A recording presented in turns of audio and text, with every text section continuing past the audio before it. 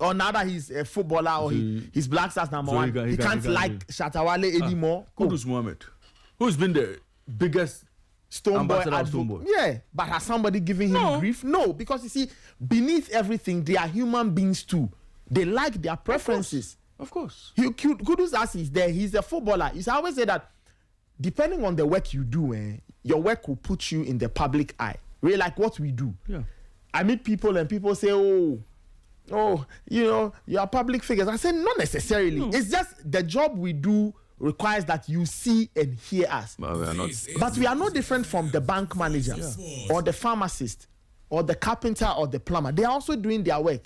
It's just that our work comes with doing things that you see and hear on a daily because, yes, we have chosen this path. So are you saying that, so for example, so because we are behind the mic, we can't openly say that we like one musician or another? No way. No way at all. So some of the reasons I've heard and some of the things I've heard concerning Benjamin, as I find them absolutely laughable. Allow the young man. Asai should live his life. Live it the way he wants to live it. Look, so far as he's not breaking any laws, he hasn't offended anybody. You should leave the young man alone. You should leave him alone. Look, he has hearts of folk to think about. He has maintaining the sport as number one goalie to think about. Let's leave him to Sporty FM. Do whatever he feels would help him ease the pressure and live his life. Let's leave him to do everything. Nathan, let's you have to produce my stories for me. I asked for 2 stories. You wanted 2 stories? Yeah, or one. You just give me one. Give me diaspora. You want the diaspora? The minister has been speaking. Yes. The minister. The honorable minister. Honorable minister. Good morning to you this morning. So this story is on myjoyonline.com/sports. Yeah. The story says, Sports Minister supports diaspora inclusion in Black Star squad. Thank you. The Sports Minister, Mr. Kofi Adams, says every Ghanaian footballer stands a chance of earning a place in the Black Star squad for the 2026 World Cup, provided they are selected by the technical team. Pause. Do you agree with that statement or not? I agree. Every Ghanaian footballer, you have a shot at making the World Cup. So if today you decide to start playing for Pando Heart of Lions, if you make it into the team and you are performing, Nathan Kwao, because of his performance, because of his consistency, automatically puts himself in the equation. So at the end of the season, I scored 20 league goals. Yes. We can look at you and say, well, Nathan possibly has a job to do in the team. So let's call him. Nathan, let's continue. It says here, then the story continues. His comments come after Ghana's seal qualification to the global showpiece. Amid ongoing public debate about whether new players, particularly those of Ghanaian descent abroad, should be called up, the MP for Bohem insists that selection will be based purely on merit. Absolutely. And the coach's discretion. Thank you. And he goes on to say, quote, every Ghanaian who knows how to play has the opportunity to go to the World Cup if the coach decides that he wants. If the coach decides. Operational word, if the coach decides. Or words. I have watched some players and I believe they are good enough. Despite their talent, the final selection of players like Eddie Nketiah and Hudson Odoi remains with the technical team and the coach. Fantastic. End quote. The minister further pledged his support for efforts to strengthen the national team ahead of the tournament. Then he goes on to say, quote, that is my responsibility. And if I'm contacted to help, I will. Even some of the players playing now, I did some background work to get them to the national team. It's not about my party people, but even people in opposition. I talk to them just to bring them to the national team. So whoever they want to bring, I will be there to assist, end quote. The story goes on to say, many have described diaspora players as opportunists, quote unquote, availing themselves to play for the country at the World Cup. Meanwhile, the World Cup draw will be done on December 5 at the JFK Center for the Performing Arts in Washington, D.C. Fantastic. You see, Nathan, this conversation, I think people must understand where the minister is coming from. FM, the voice of sports. The minister believes that every Ghanaian has an opportunity to play for the Black Stars or any national team if handlers deem it fit or deem them fit to be members of those squads. As we've qualified for this World Cup, nobody is guaranteed an automatic spot at the World Cup. A lot of things can happen before the World Cup.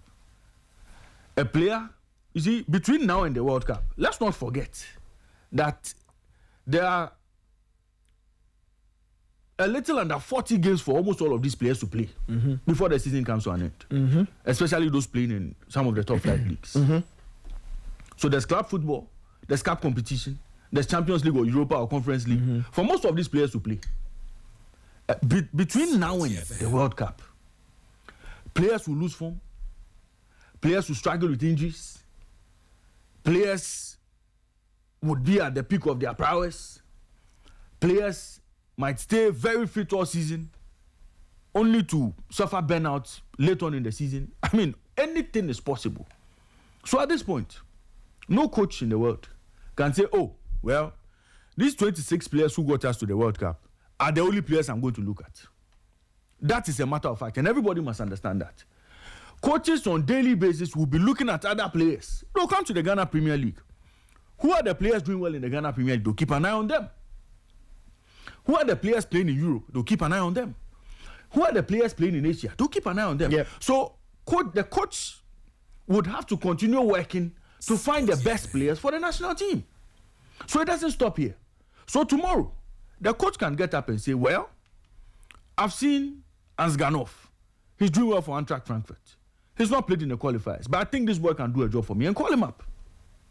Because he feels this boy is good enough to do a certain job for him. For all you know, maybe in the German Bundesliga season, Ansganov could come out as the best player.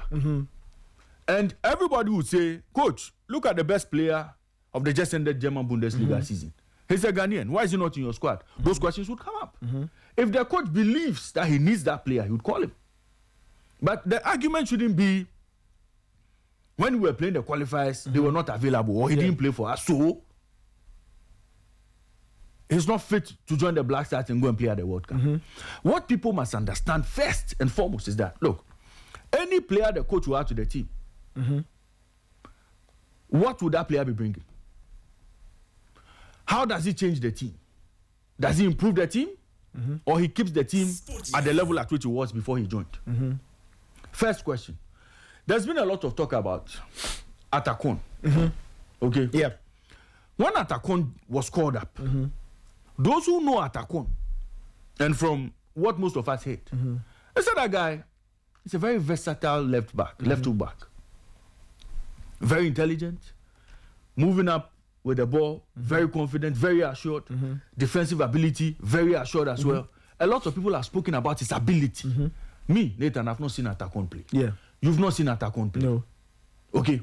But based on what people said, and based on the coach's own decision to invite him, you've realized that the coach knows something we don't know. Yeah.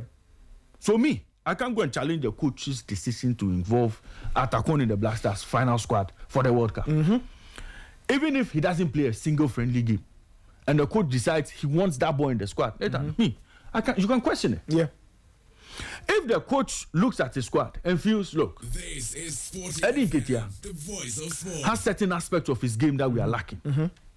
Okay? Certain aspects of his game. And I dare say that, look, Eddie Nketiah comes in to that Black Stars team and brings quality. He adds a different dimension to attack. He's very intelligent. That you won't take from him. And as a striker, he's learned how to be a striker over the years. From wherever he's played his trade. From his basics. And then I keep stressing on basics. How he went to the Arsenal ranks for 12 good seasons. Playing at under 23, playing for the senior team. You cannot discount the football IQ of such a player. Does he come to the team and add quality? Of course, yes. Should the coach look at him and say, I want to consider this boy for the national team, whether he's been part of the qualifiers or not? I think this boy can do a job for me. Should the coach be looking at that? Should the coach be considering that? Why not? At the time that we claim that we want to beg Eddie Nketiah to come and play for us and he refused, we claim. What did we see? What did we see before going to beg him to come and play for us? What did we see? That all of a sudden that thing is not there again. That we don't need him to play for us again because he didn't play in the qualifiers. You see, some of these conversations, for me, Nathan, they are not heavy for me. They are lightweight. the reasons why people don't want certain players like Eddie Nketiah to be part of the team. For me, it's lightweight. That is an opportunist and all. No. Callum Hudson Odoi, another player who's gone through the mill. Started from Chelsea.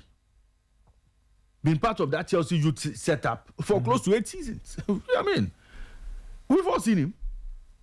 And then he moved to Nottingham Forest. We all saw him last season. We've all seen him this season. We all know the quality he brings to the table.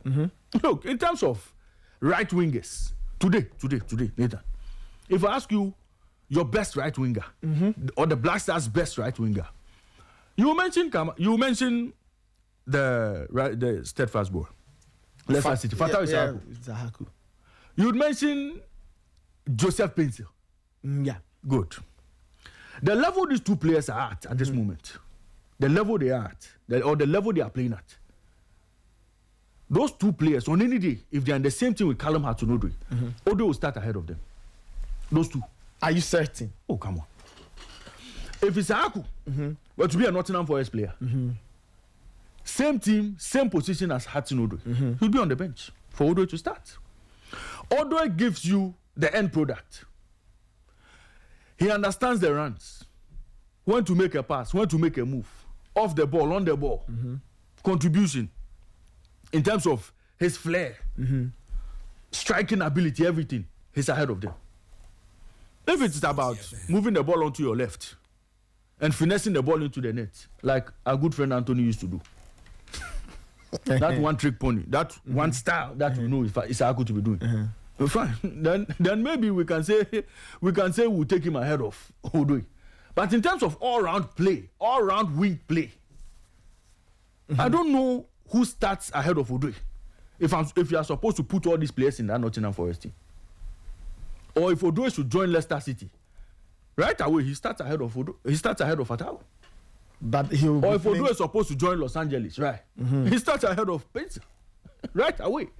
So you see, again, you ask, if Odoi joins the team, what does he bring? He brings quality. Again, from a very good football basics. So his football IQ obviously is miles ahead of a lot of these players. Okay, then you look at Ansganov and the like. There are lots of players out there the coach would have to look at and see what they can bring to the table. When we were chasing Hudson Odoi to come and play for the Stars, and we claim he refused to come and play, what were we chasing him for? Were we chasing him because he was a nice boy? He was a fine boy? We were chasing him because of his football ability. Yeah. What has happened to that football ability today? That now he's an opportunist. No, you see, so for you, I don't get it. So for you, what? It's a matter of what? Principle. I mean, if the player is good and the player will join the team and improve the team, you are all for it. I'm all for it. Okay. And so, you see, I agree with the cause. Let's look at all these boys. Okay. So everybody should be giving a fair shot. Oh, of course. Okay. Everybody should be giving a fair shot. I mean, Inaki Williams. Was Inaki Williams not rejected by Spain? Yeah, he didn't. He never got a crack didn't we at celebrate Inaki Williams switching nationality to play for Ghana? Yeah, we're really happy about it. Has he lived up to expectations since? No. But you are still looking at Inaki and saying he has the potential to deliver. Yeah. Does he, in fact, ever since he joined the team, have we stopped believing that Inaki Williams can deliver for this team? No. So even though some people have. No, but I mean, you look at him week in, week out, playing for his club side, and you know this guy has bags of potential. He can deliver on his day. And you need certain players to unlock players like Inaki. And for most part, we've not had players on that level of IQ of Inaki. And that's why Inaki off the ball will make the runs, nobody will give him the pass. The following week, Inaki will go to Spain, make that same run, get a pass and score. So when you are getting players with big football IQs, you should not be looking for petty excuses or petty reasons like it's an opportunist, we called him, he didn't come, and so now what does he want to come and do with the team? These are proper players. These are players who make your team world class. Suddenly. Okay. I've seen all sort of images masquerading around on social media from top journalists in this town of a national team that they claim could have been Ghana. I'm sure, Nathan, you've seen it. Yeah, I mean, every now and again I see those images. Could have been, and then they go like if they had played for Ghana, this would have been. Yeah, I see all this. Jeremy Doku, Frimpong, Nico Williams, Kobe Menu. I've seen all of these things. Nathan, why are we looking for these boys? Why are we saying we wish these boys played for us? Why? Because the thinking is that they have quality to improve our team. Yes, it's the same quality the boys who played for England at youth level had or have. Okay. That we are saying, bring them to the Black Stars to come and improve the team. So I'm against those who are, championing the agenda for the coach not to look at these boys. Look, if these boys complete their nationality switch, which is the condition precedent, and decide to play for Ghana, these boys walk into the Black Stars and automatically improve that team.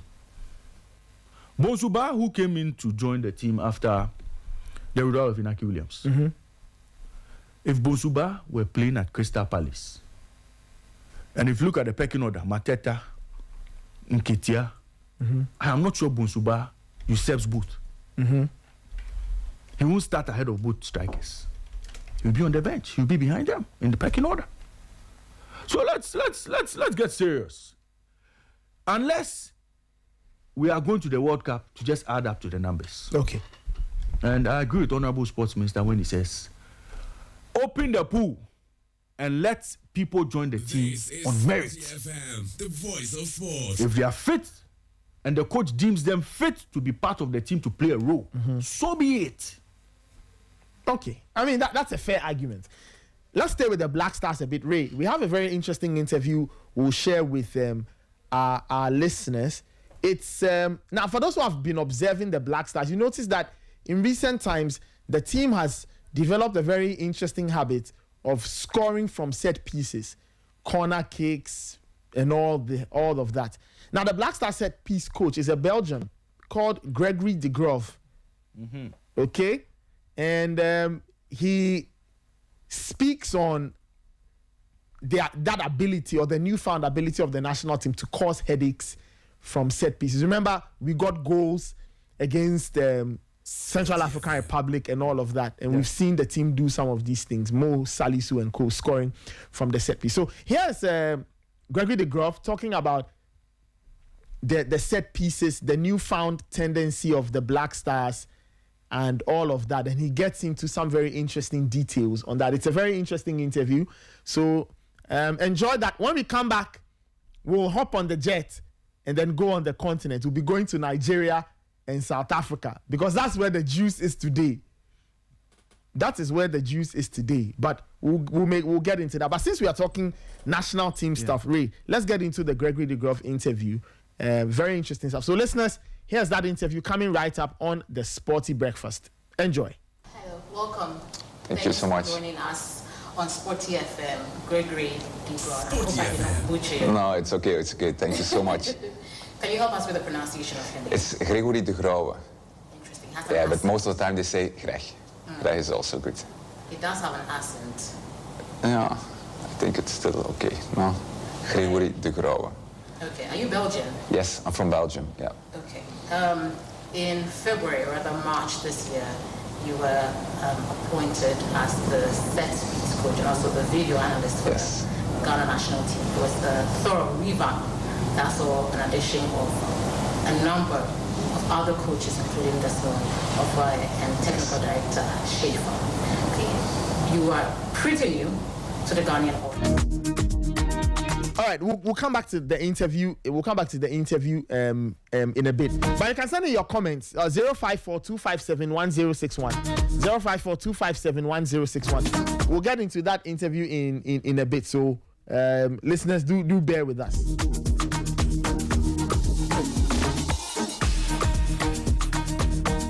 All right, so I don't know how many people agree with Raymond, how many people disagree with Raymond on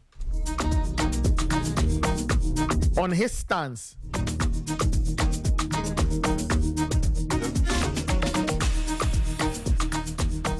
054-257-1061. You can give me a call, right? Give me a call. 054-257-1061. What do you make of the sports minister's stance? He says that if players are eligible and they deserve to be in the team for the World Cup, what do you think? He thinks they should go. Raymond also thinks that we should open the door to every Ghanaian who is eligible to play. Let me take this call. Hello.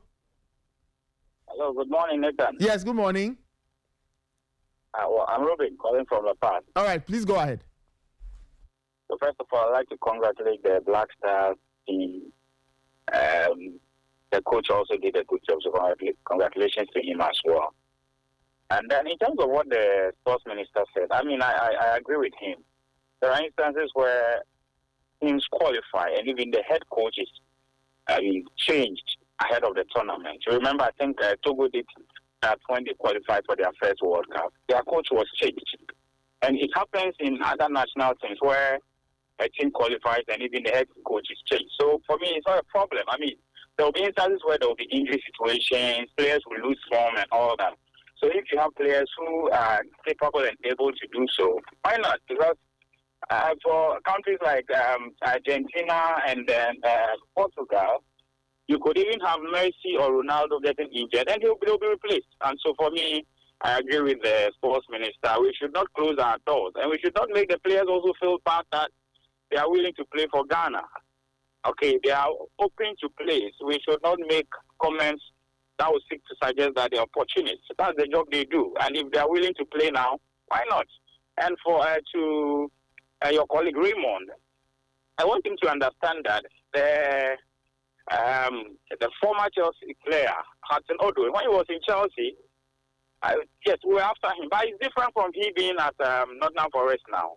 Same as Eddie Nketiah. When he was at Arsenal, we were after him. But he's not more in Arsenal. He's in Crystal Palace. And now he will hardly get chances to play. You understand?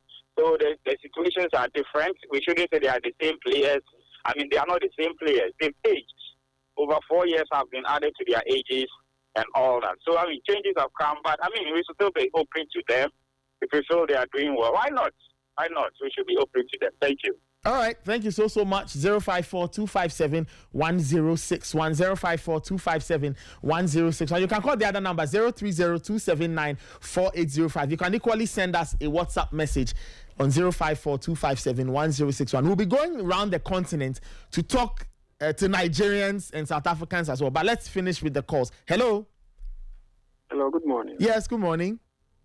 Yeah, I'm Clement from Tuchekwafe. Yes, please go ahead. You know, there's a saying Akan language that Namdodo and same coin. So me, I don't know why people are complaining about this Hudson Odoi and Eddie Nketiah matter. Yes, they are of Ghanaian descent, and right now they haven't switched their nationality to England or anything. So if you call them in, there's nothing wrong whether they come in, they play or not. They are form, they are ours. So it's better we let them switch nationality than for them to for their talent to be wasted. So me, there's nothing wrong with it. And with the coach, Massa, they should give the coach time. I know a lot of Ghanaians in their mind or behind their mind, they want the coach to be sacked. But we should give him time. Things will be sorted out.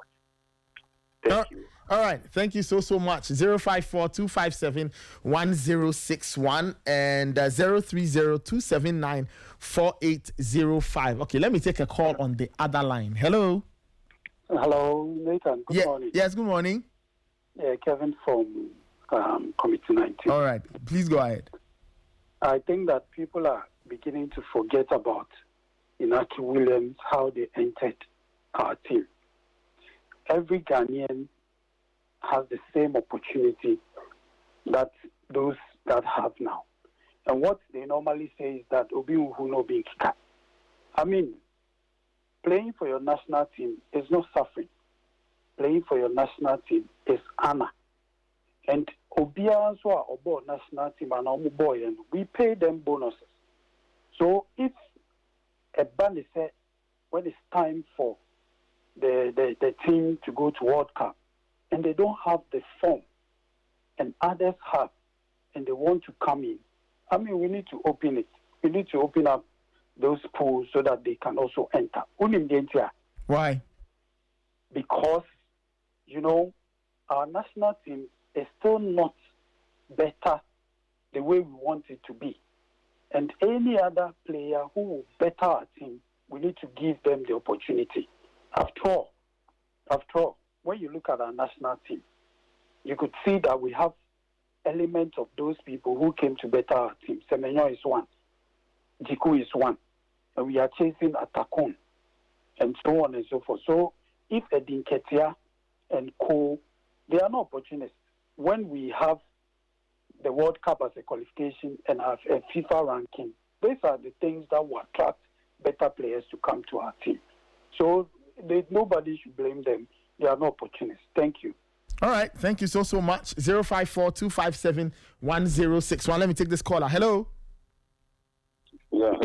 Hello. Hello, Boss Nathan. Yes. Yes. Good morning. What's your name and where are you calling from? Yeah, my name is. I'm calling from Amasaman. All right. Please go ahead. Boss Nathan, I want to ask. I was listening to Sporty, and I heard the Francophone countries in Africa are also kind of facing a similar issue with a French academy producing French players from African descent. So the question right now is, these Francophone countries on the African continent, if they get the same opportunity, would they be doing what Ghanaians are doing, like being like choosing whether the person is an opportunist or not? I don't think they will do the same thing. Okay. I think they will grab the opportunity and move with it. Okay. But yeah, I think they'll grab the opportunity and move with it. So if, and this thing is going to be, there's going to be more of it in the future, because England is going to be producing more players that are probably half Ghanaian, half this. France is going to be doing the same thing. So it's going to be coming up all the time. Are Ghanaians, are we going to give ourselves that same excuse that, oh, because the person is an opportunist, the person is this, the person is that? I don't think it will help. I think we should, if the person is willing to play, we as human beings in our various lives, we change our minds. The situations change. So I think it's too harsh for us to give these players this kind of words. I think that we should take everybody on. Anybody who wants to play, the person should just come on board and help Ghana. Okay. All right. Thank you so much for your call. 054-257-1061. We'll take a few more calls and then we continue with the show. This is still the Sporty Breakfast. I think we have a call on the line. Let me take this one. Hello. Yeah, good morning, Nathan. Yes, good morning. This is Anubio Makatero. All right, please go ahead. Yes. I think the minister has come too early for this issue. You see, nobody is saying all the people, the indigenous and then the foreigners are not welcome. What we are saying is, what happened to the fact that when we were playing the qualifiers or when the World Cup time wasn't due, we invited them, but they refused to play. Someone was making reference to Jiku and Semenyo complimenting our team. Did they come because of World Cup? They didn't come because of World Cup. You understand? But when a player refuses to play, to switch allegiance and to play for his country, and when he realized that the country has qualified for World Cup and now he wants to come, those two players are the ones we are talking about. Okay. We're not saying any other player that is somewhere is not welcome. Any other player is welcome. But those we invited before the World Cup that they refused, those are the ones we are talking about. So let's get it clear. Okay, but you see, Anobu, the thing though is that for Hudson Odoi and Nketiah, it wasn't as though we actually made a formal pitch. They were like informal conversations. You understand? So they were like very informal conversations. Hudson Odoi and Nketiah, they come to town all the time. I personally know Eddie Nketiah's cousin. Right? They come to town all the time. So they come around, off the record, they meet people, they meet FA people, chit-chat, and then the idea gets tossed about. So it's not like we did some presentation to them and then they said, no, they won't come and play. So when they were interested, why didn't they propose to come and play? When they were coming to town and all that? No, but they are coming to town because they have family here. I know. But they never showed interest. Yeah, because at the time, you see, this is what I knew, and I can tell you for a fact. At the time, they were not completely out of England's plus. They were still English citizens Caleb Hudson Odoi especially he was thinking about, okay, should he go to England? He was kind of in the larger consideration. You understand? So it's not like we presented a pitch to them, come and play, and they say we won't play, and now they've changed their mind. It still come back to the fact that he was looking at England, but now he knows England will never call him. So now he said he's ready to play for us. So he put us as a second choice. Okay, so I know, but let me ask you a counter question. Go ahead. So the counter question is that if we were talking to them a few years ago, and because we believe they had quality, a few years down the line, that quality hasn't disappeared. The quality has disappeared. That is one. How has the quality disappeared? The top teams they were playing, they are not playing the top teams anymore. But are they not still playing in the best league in the world? They are playing in the first league, yes. But they are not better than any Semenyo, Kudus, or all those our boys playing in the Premier League. In any case, they won't dislodge Kudus. Kudus' position is fine. Nobody will take Semenyo out. Yes, we can talk about Raymond can talk about their intelligence, but they are not intelligence on the ball than our own boys. Semenyo, Kudu. Yeah, and I'm saying that those players in question, they are not threats to Semenyo and Kudus. They are not. No, I'm not talking about they being a threat to. They can't be a threat to any of those guys up front. Not even Jordan. None of them. But what we are saying is, when they refuse, they didn't make any intention. Now that they see that we are going to the World Cup, which is the top rank, the highest level of any footballer's dream, now they want to come and play. And people are talking. That is our problem. We are not saying any other player outside there shouldn't come. So you have a problem with those two? Yes, I have a problem with those two. Okay, so what if Otuado looks at his team and says, okay, I need these two? Fine, we can talk, but we can't do anything much. But when he listens to us, he will realize that the people don't want him, so I can't bring them. Well, you realize that the people don't want them. I don't know. You'll be very surprised to know the number of Ghanaians who actually love to see Eddie Nketiah and Hudson Odoi play for Ghana. That is our hypocrisy. Because when even our own, we are criticizing our own here that this guy Asari hasn't made any proper save. He's not class to World Cup. Now we are going to look for somebody who is also playing in a lower team in the Premier League, not a Division 1. It's a Premier League though, but we are rather appreciating that one than the one who is playing our Hearts of Folk and being in the post. You understand? Then it's a clear indication or exhibition of our own hypocrisy that we already know we are. Because there is nothing wrong that Asari has done. But here in the case, people have started making agenda. You understand? Somebody who has been in the post and he has considered only one in 5 matches or something like that. But we want to say, oh, let's bring other people and let's look for another keeper. You see, it's some way. All the players are welcome. Those who didn't come and they are playing for different countries, we appreciate them. We wish they were ours. But those we call for them and they refuse. And now that the World Cup is ready and they want to come, come on. Isn't it so? But you know, okay, I mean, anyway. But anyway, I know, but you've made your point. Let me bring in. You wanted to say something? Go ahead. No. I'm just saying that, no, if it prolongs the thing and we have other people on there, I'll make that comment when we go off air. So don't worry. Yesterday, some people misunderstood me when I was saying we should get a backup for this guy, Sibo. I didn't say he wasn't good enough. Yeah. But I said because the way he's playing, when we took him out, we had problems. So we should get a backup. Yeah. I mean, that's true. Yeah. People came online and they were saying, I'm saying this or that. They just misunderstood me. Thank you, Nathan. All right. Thank you so much. 054-257-1061. All right, we'll take a few more calls and then, Ray, we'll go to South Africa. Yeah. We'll go to Nigeria because today that's where the action is. Today, this is where I need the Bukum promoters. To prove them on To prove them on Let me take this caller. Hello. Good morning. Good morning. Good morning. Okay. All right. So this is Moses Lakeside. Okay, please go ahead. Okay. So I heard Raymond say that nobody has automatic selecting. Yeah. To the World Cup. Okay, so that's just on paper.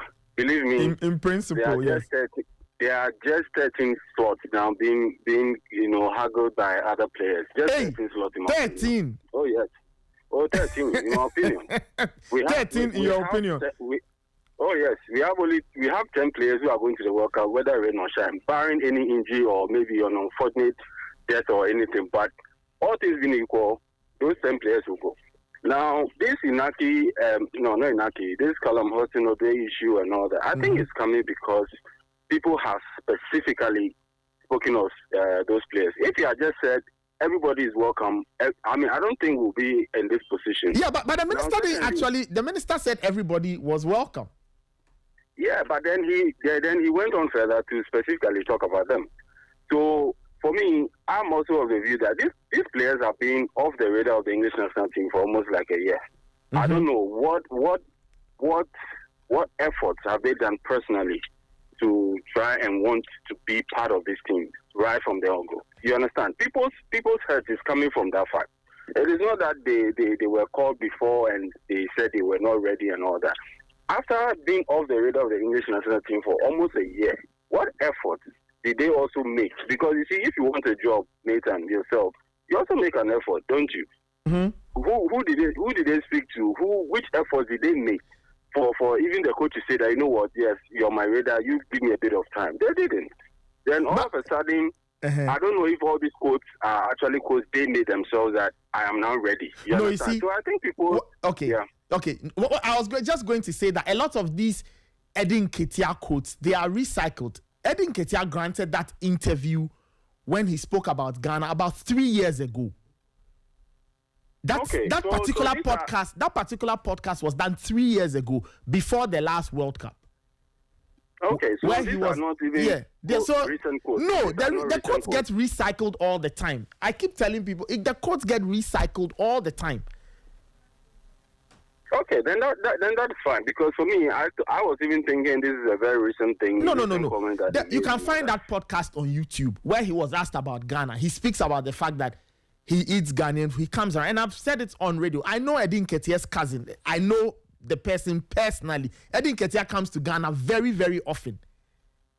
So 3 years ago, he laid all the facts down that this was the situation. He hasn't spoken again since that time. Then fair. That's fair then. That's fair then. So for me, if in between this period, and if they up their whatever performance in whatever club they are, I think anybody, including them, is welcome. For me, in my opinion. Okay.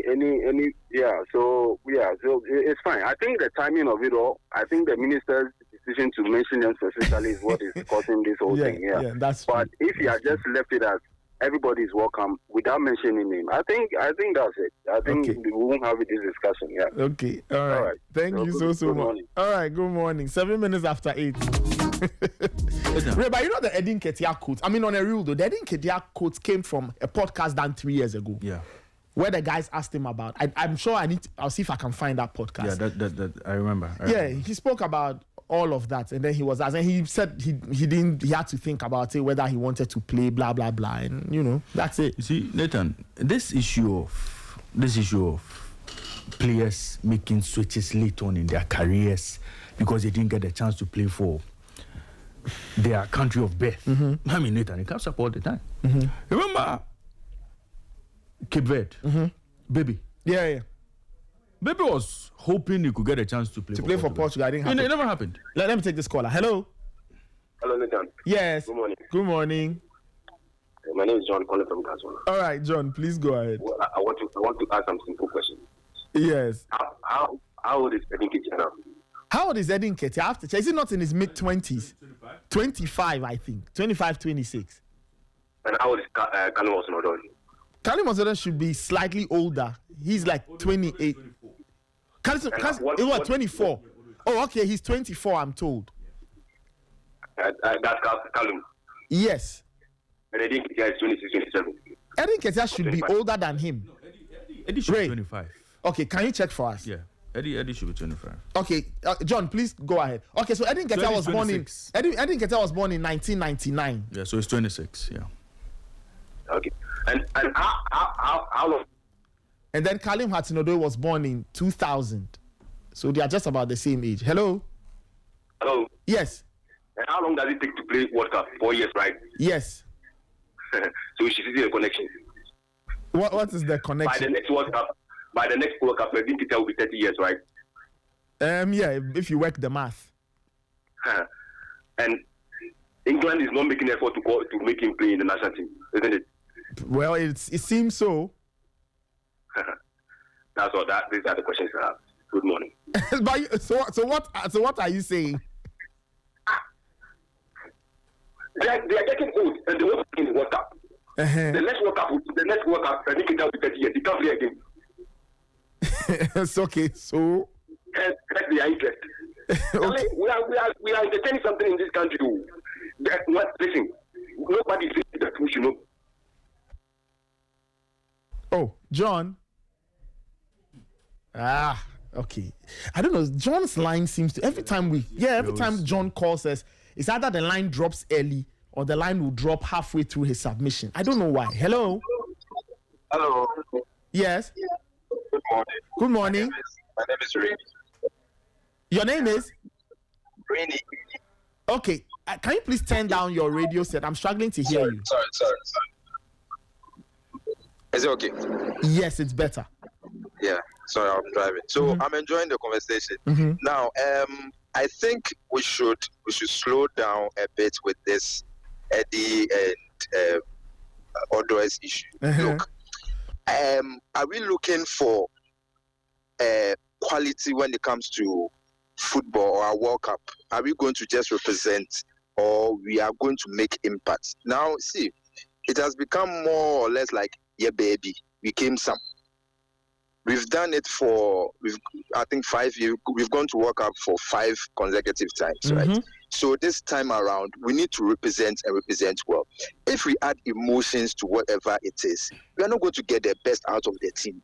We are the same Ghanaians that will come and cry out that we want the best out of the team, we want the best, the creme de la creme.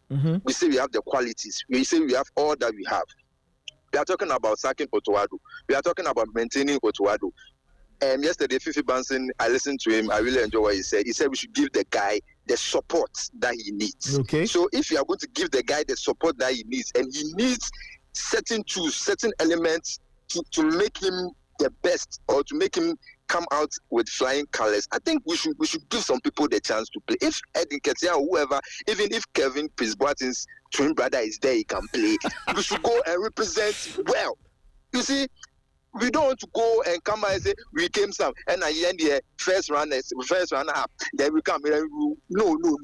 Let's meet Spain and give Spain a game. Let's meet France and give them a game. Okay. Look, we had the quality when we met. They say the first, the best, whatever. Italy, Czech. We played against Germany. Look, Germany. I think Germany only conceded from Ghana. He scored everybody and won the World Cup. So we should go and represent, not just represent and say we came here some. Morocco went to Qatar. They were fought. It was a planting. We are not just going to go and say that, oh, yes, we are baby. No, let's go. And if it's possible, we are going to win the cup. We should go for the ultimate. We should stop this emotional thing. And somebody more eat babu. Is it the first time people play qualify? Look, there was a time when Ghana, we have people who played. We have players who played African Cup of Nations. We have people who played the qualifiers. We have people who even played the qualifiers for the African Cup. And we have even players who play for the qualifiers for the World Cup. Then at the end of the day, when the team is going, total different team all together. And what are you going to? We've not seen this. It's today. It's today that we want to talk about some Odoi, and we see we don't have the facts, so we come and say the guy said he's not going to play for Ghana. Meanwhile, this thing was said some time ago. We should read, and we should stop being emotional about this thing. We are paying them. We are paying the players. Maybe the people listening or the people talking, they are not using their taxpayers' money. But if me, I'm contributing to Blasters, I think we should give some people the chance. Even you or Raymond can play. We should allow people to play to get the best out of us. Yes. Yes, Nathan. Honestly.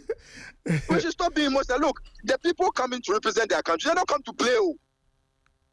They are not come to play at all. They are coming to represent their country. Large. Spain wants to win. Everybody wants to win. Everybody qualifies to the World Cup finals. Is a potential winner. But how you are going to play the game is the difference. It's what makes the difference. So I beg Ghanaians, we should allow things to work. We should allow it to work. If we are going to get again, Nathan, you playing, we should allow you to play. As simple as ABC. Thank you very much. Thank you so much for the call. All right, it's 8:15.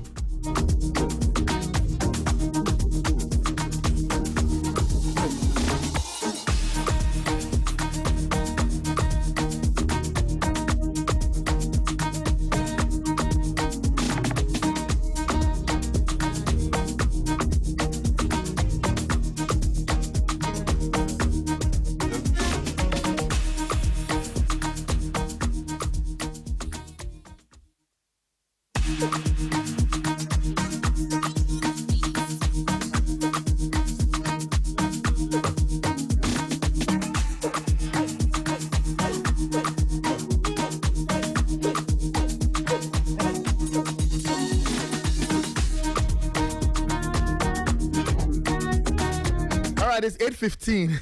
Interesting stuff. Ray, let me take one final call, and then we'll move around the continent because today is Action Day. Today, proving the Monaco. Today, there will be tears in either Nigeria or South Africa. We don't know where. But let me take this final caller for this segment, and then we move on. Hello.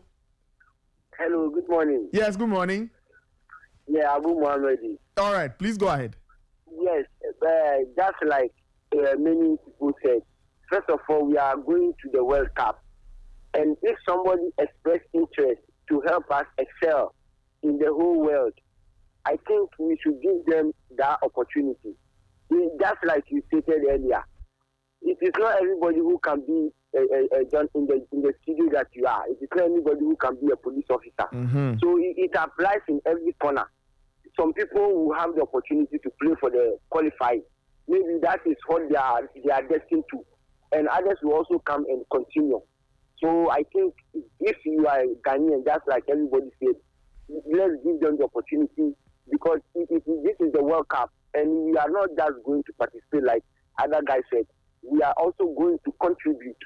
In fact, Ghana played the best football with Germany in 2014. To the extent Piers Morgan has to do a whole program on our second half with Germany. It should tell you the kind of people that we are. And also, I also want to take this opportunity and congratulate Jordan. If you remember years back, people keep bashing Jordan. Mm-hmm. Why is Jordan the owner of the team? Why is he like this, like that? Today, irrespective of the pressure behind the team before he was the captain, look at how he handled things. Everything went, it made it very simple. So much as we congratulate the guy, I also want to take this opportunity and congratulate Jordan. Let's congratulate him because he has done very well. He has, this pressure that he handled at this very time, I think he deserves to be congratulated. Thank you very much, Nathan, for giving me this opportunity. All right, thank you so much for your call. All right, we'll put a pause on the calls for now. We'll go to some of the messages. Barry, you wanted to say a comment before so we... Nathan, I was on it. I spoke about Baby playing for Cape Verde. Mm-hmm. And we also Baby's impact on that Cape Verde team at the last AFCON. When they even beat us, didn't they? Mm-hmm. What's this? We played Cape Verde. Yeah, we lost to Cape Verde. It wasn't not the first game of the Côte d'Ivoire AFCON. Yeah. Yes. We lost Cape Verde. Baby was hoping he would play for Portugal. It never happened. Emiliano Insue playing for Equatorial Guinea. Mm-hmm. You remember the story? Under 15, under 16 for Spain and all, under 21 for Spain. Never really got a senior call-up. Had to move to his country of birth. Mm-hmm. Nobody said he was rejected by Spain and decided to come and, be an opportunist to play at AFCON. Nobody spoke about Inaki Williams when he was rejected by Spain and decided to join the Stars late on in his career. Mm-hmm. All of these things have happened. Okay. And so if players like Hudson Odoi, players like Nketiah, Ansganov. I don't know why you keep mentioning Ansganov's name. Attackons. If all these players are available and want to play for the Stars, we will bring them. Mm-hmm. So far as the coach feels these guys have the quality to improve his squad, why not? Okay, when we were chasing players like Daniel Chere. Yeah. Why did we bring Kofi Chere into the team? Yeah. No, Nathan, why did you bring him? Is it because he was born in Germany? We brought him because of quality. Why did we bring Inaki? Quality. We wanted to see something different. Okay? And these boys would serve us same if they decide to switch nationality. And it's not as if, as we speak today, they are eligible to play for Ghana. They must even make a decision to want to even switch nationality. We should even be begging them to go and switch nationality. At this point, we should be begging all of these boys to switch nationality. You remember, CK brought a boy, a young boy, Jamie Lewelly. Yeah. You remember that boy? Yeah, I remember. What did we do with that player? What did we as Ghanaians do to that boy? We never gave him a chance to play.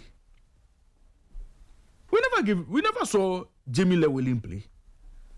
But today, he's one of the players that the German national team consider could be a good addition to their team. So, once in a while, you see him as part of the German squad. Opportunity missed for us. We cannot continue like that. If the opportunity is there, plug them. Let them come and join. Look, I saw someone trying to do match with the ages of these boys. These boys, knowing them, they are playing with their right age. Nketiah, 26. But that's not in doubt. We know that is his real age. That's not in doubt. John's point was Hudson Odoi. No, they've realized that their careers are ending. Nketiah. Yeah. Hudson Odoi, 25. That's his real age. These boys can give you 8 years of national team football, plus or minus. 8 years. National team football. It means that the next World Cup, 2030, these boys can be available to play. And imagine having these boys in your team going to become the fulcrum, you know, the mainstays in the team. And with their quality, imagine what these guys can do. For your team, in your next AFCON, your next World Cup qualification, your next World Cup. You just look at the bigger picture. Okay, there are more World Cups for these boys to play. They can play up to 2034. How many of these your players can make it up to 2034? How many of them? So you see, whilst we are talking about this AFCON, this World Cup, after this World Cup, Jordan, are you? I'm not sure you still be with the team. After this World Cup, he doesn't have years in his legs. So you are immediately thinking about another number 9. And Eddie Nketiah decides to play for the national team. Bigger picture. Why are we not considering the likes of Jerry Free? Oh, my brother. Look, we want serious players. Why are you saying Jerry Free should go and play? He should play Matthews. Should go and play Matthews. Qualify for Olympics and all. You see, that's the level. But Matthews is once every 4 years. Okay. So he will find his level. He should perform at club side. And these days he has joined the club in Belgium. He should perform there. We'll see him. Okay, but look at the bigger picture. Jordan Ayew moves out as number 9. Inaki Williams possibly joins him. Who are your natural successors? If Nketiah decides to naturalize or decides to switch nationality and play for Ghana, you are looking at the long term Nketiah becoming Ghana's number 9. You see, Nathan, let's not use this World Cup to deny us of potential Asamoah Gyan or potential Anthony Yeboahs. That could possibly do a job for us. This is our boy, Hudson Odoi. With what we've seen him do. And do you know this boy, when he was 11 in his school, the coach saw him, quickly ran to the office and said, come and see this lad. They've not seen this type of player before. At 11, when he started playing. Look, that is Hudson Odoi for you. You see, things happen in the game. Sometimes when you start your career at big teams, as a youngster, it's always difficult for you to, properly dominate and stamp your authority in such teams. Okay, but everybody who has seen Hudson Odoi play knows the boy has quality. Okay, so I'll leave the conversation. Somebody Jones says that we'll invite them after the World Cup. Oh, let the coaches decide whether it's Otuado or the new coaches that will come. Let us see. Let us see the decision they make. Okay. Let me go today is proving the Monaco. No problem. So we'll go to Monaco. Let me go through some of the messages before we go to Nigeria and South Africa, because that's where all the action is.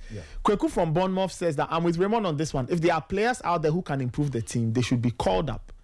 We should always go for the best players. And even with the coach, if there's a better option, I'd be happy for us to make the change. Okay. Then he says that we shouldn't be sentimental about things. If somebody said no in the past, maybe they weren't ready. Now they are. So we move. Mark from Kwabena, he's on a different tangent this morning. He says, although traditional clubs helped in projecting and filling match venues, they were the same clubs that ruined the safety of our football. They made some venues unsafe and they caused their downfall, and they appeal towards Ghana football. Interesting. This one didn't add the name, but Ray, the person disagrees with you that Hudson Odoi is not good enough. The person says he's behind or nowhere near Joseph Pencil and Kamal Dean. So should join the Premier League and let's start the conversation. Okay, all right, no problem. And then these two comments that Pencil is playing in a league where there's no relegation, there's no promotion. In a farmers league, proper relegation, retired players league. Retired players. What do you mean retired players? Oh, MLS. Is that where Beckham and Co? Where is Messi today? He's in the MLS. Where is Busquets? Is he in the MLS? Where is Suarez? MLS. Nathan. But it doesn't make retirement league. It doesn't make. Look, when you are playing in a retirement league and you are providing assists and scoring goals, we all know you are playing against old men. You know. But I just find anyway. So I was going to make to Europe and let's play ball. I was going to make the Salisu point, and it is true. You know, for a lot of people, some people may not know, but we're also on Salisu's door. We went to beg Salisu. We said, see, GFA president went to beg Salisu. Everybody went to beg Salisu. General secretary Salisu. Coach, everybody, they went to beg Salisu. Team manager, they went to beg Salisu. President, vice president. Alaji Guza was even in the mix. They went to beg Salisu to play for Black Stars. Alaji Guza was in the mix as well. Anyway, look, if we have to go and beg Hudson Odoi and Nketiah today to switch nationality and play for the Black Stars, later we'll be doing ourselves good service. We'll be doing ourselves a great deal of, you know. Later, you. All right, now let's go to Nigeria. Let's go to Nigeria and South Africa, because what is happening in the World Cup qualifier today is a very, very interesting one. Ray, the dynamics are absolutely crazy. Nigeria and South Africa are locked in a battle. Benin are also in the mix somewhere. Okay. Now, for those who are wondering what exactly is happening, this is where we are in the World Cup qualifiers, and there are so many dynamics. Maybe Kelvin Owusu can help us. Ray, I don't know if you also have a copy of.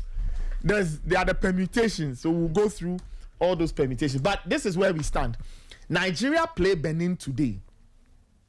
South Africa take on Rwanda today. Now, of the 4 teams who are playing in these 2 games, 3 teams are fighting for 1 slot. Currently in that group, Benin have 17 points, a goal difference of +5. South Africa 15 points, a goal difference of +3. Nigeria 14 points, a goal difference of +3. Right? As for Lesotho, Rwanda, Zimbabwe, they are not in the mix. So this is where we are right now. As we have established, only one winner or only one team from the group will qualify automatically. As things stand now, Benin is in top spot, 17 points. South Africa 15, Nigeria 14. Nigeria play Benin today. South Africa take on Lesotho. So, Rwanda. Rwanda. Right? So that is where we are now. Now, what are the payments? I don't know. Does anybody have a copy of the permutation? Right, so I remember the simple ones, but now when we start getting into the algebra. So now, looking at this, Benin 17 points. It means they have their own destiny in their hands. And if they have their destiny in their hands, it means that they should win this game. If they win, if they're able to defeat Nigeria, they are going to the World Cup. They are going to the World Cup. That is it. Regardless, South Africa win, because even if South Africa wins, South Africa will come to 18 and Benin would move to 20. No problem. Now, finish. We'll go to South Africa. But Nigeria can secure the World Cup tickets only if they beat Benin and South Africa simultaneously draws or loses against Rwanda. Okay. So Nigeria needs South Africa to drop points, basically. Yes, Nigeria's hope relies on South Africa dropping points. But that's not the only thing, because if Nigeria wins, they go to 17. 17. But they should win by 2-1. If they win by 2-1, it means that now they would have almost everything equal with Benin. That is, if South Africa failed to win their game, and now it will get down to cards. Hey, wait, accumulation of cards. So if Nigeria wins by 2-1, effectively it puts them on a goal difference of +4. Yes. Then Benin's goal difference will also drop to 4. Yes. So goal difference is the tiebreaker unless Nigeria decide that we are beating Benin plenty, and Benin are not able to answer, and South Africa failed to win their game. Now South Africa can secure top spot and qualify if they beat Rwanda, and the match between Nigeria and Benin does not result in a win for either side. Even if it results in a win for Nigeria and then South Africa win their game, South Africa will progress and get the ticket to the World Cup. Okay. Or if Nigeria defeats Benin but have an inferior goal difference, a South Africa win combined with a Benin win will still see Benin qualify. So Benin, they don't need to worry about, they hold their destiny in their hands. It is South Africa and then Nigeria who have their results depending on what happens elsewhere. So that is the current state. Hey, Ray, let me go to the two countries, because as we've said, they have to prove something today. Yeah, prove them or not. Anyway, I have on the line our two very good friends from South Africa and Nigeria. Kamogelo Motegwan is joining us from Soccer Laduma, and Favor Itua is joining us from Nigeria. Gents, good morning and welcome to the Sporty Breakfast on Sporty FM. How are you guys doing? Yeah, good morning to you guys out there. Very good. Today is a very big day for Nigeria and, of course, the qualification to the World Cup. So it's a morning where we're optimistic. It's a morning where we are hopeful. Great. Kamogelo, are you on? Yes. Thank you for having me. Thank you to you and your listeners for having me on the show once again, Nathan. It's a pleasure. Today I'm feeling South Africa, just as South African as I am feeling Nigerian. I see. Let me go to Favor first, because Nigeria is the team that has a lot more to do today. They need to get their result. They need other things to go their way. Favor, how is Nigeria? How are Nigerian fans feeling ahead of today's game, knowing that a win may not be enough and you need all kinds of permutations to get you through to the 2026 World Cup? How are Nigerian fans feeling, and what have they been saying ahead of today's big day? Interestingly, Nigerian fans have never been more abreast with the permutations than ever. A lot of them have been with calculations upon calculations, also having eyes on other groups just in case Nigeria finishes second, to see if they can be among the best loser. But one thing I will tell you is that Nigeria fans they're a bit divided. We have 50% of them optimistic. We also have 50% of them saying, well, we may not top the group, but let's see if we can get a second position. And some are even saying, do we really even deserve to be at the World Cup with what we've played and the performances so far? So, but on the divide, I mean, some fans are still hopeful, but the first thing, like everybody has been saying so far, is you have to beat Benin Republic and score goals. I mean, it's one thing to hope that South Africa drops points against Rwanda, but then again, you also have to do your job. But coming up against, a side like Benin Republic, who have been, maybe second best when you look at the way they've played so far in these qualifiers, you also want to look at coming up against a tough and difficult team. But the fans are, some are optimistic, while some are pessimistic. I mean, Favor, when you look at what the Nigerians have done so far in the World Cup qualifiers, do you think that today of all days, they'll be able to find their scoring boost? Because they haven't scored lots of goals in the qualifiers, and one of the things that will help them today will be goals. If it comes down to that, can they find it? Can they find the goals they need today? Can they score in droves to ensure that they can qualify? is there any reason to believe that today they can turn it on and find their rhythm? For me, when Nigeria is pushed to the wall, when it comes to a situation of make or mar or difficult situation, I think most of the times Nigerian side always, live up to expectation when it comes to situations like that.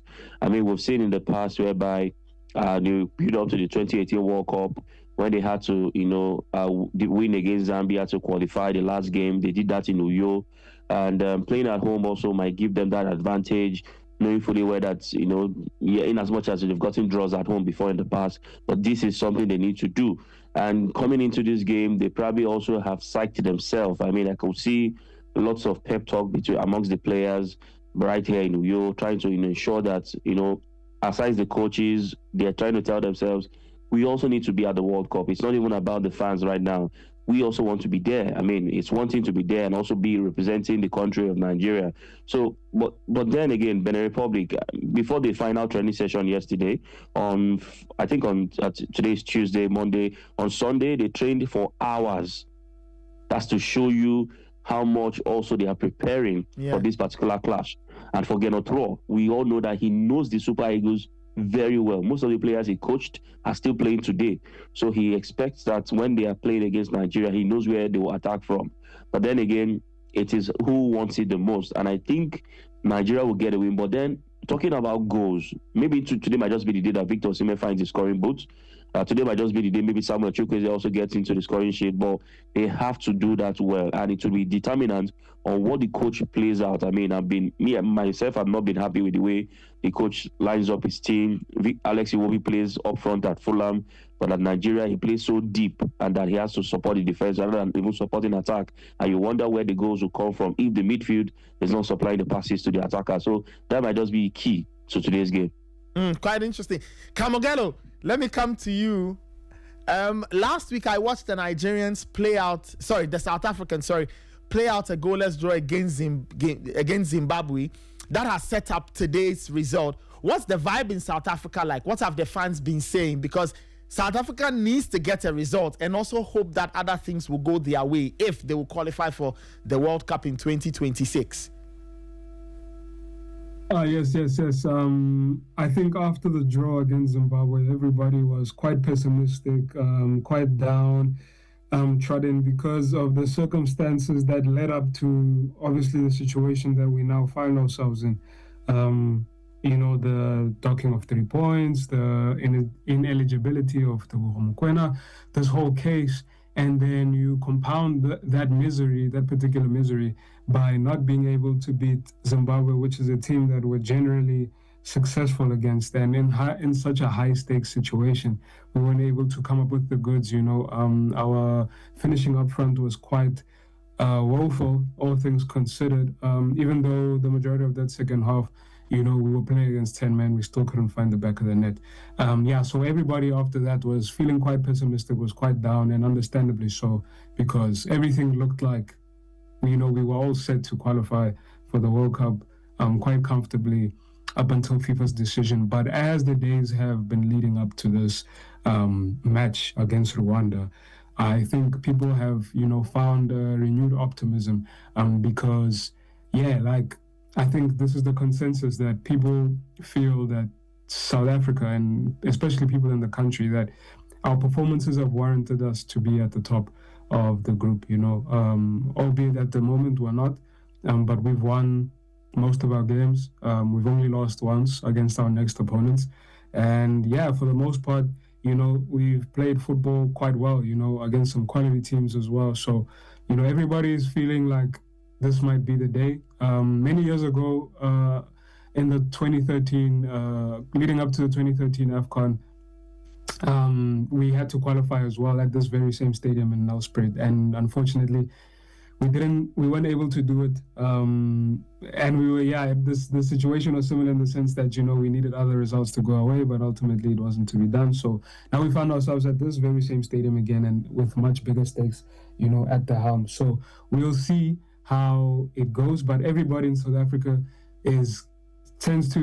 everybody in South Africa at the moment has gotten the optimism up, and yeah, we'll see how everything goes, and yeah, we're hoping that everything in Uyo also goes according to plan as well. Although that's easier said than done, because I think Kenneth Rowe might have something for Nigeria. But yeah, like I said, we'll be supporting Bafana just as much as the Super Eagles for sure. Well, when you talk about the pressure, expectation, I watched that game between South Africa and Zimbabwe. Correct me if I'm wrong, but as I sat behind my television, I could tell that the nerves were beginning to get to the players.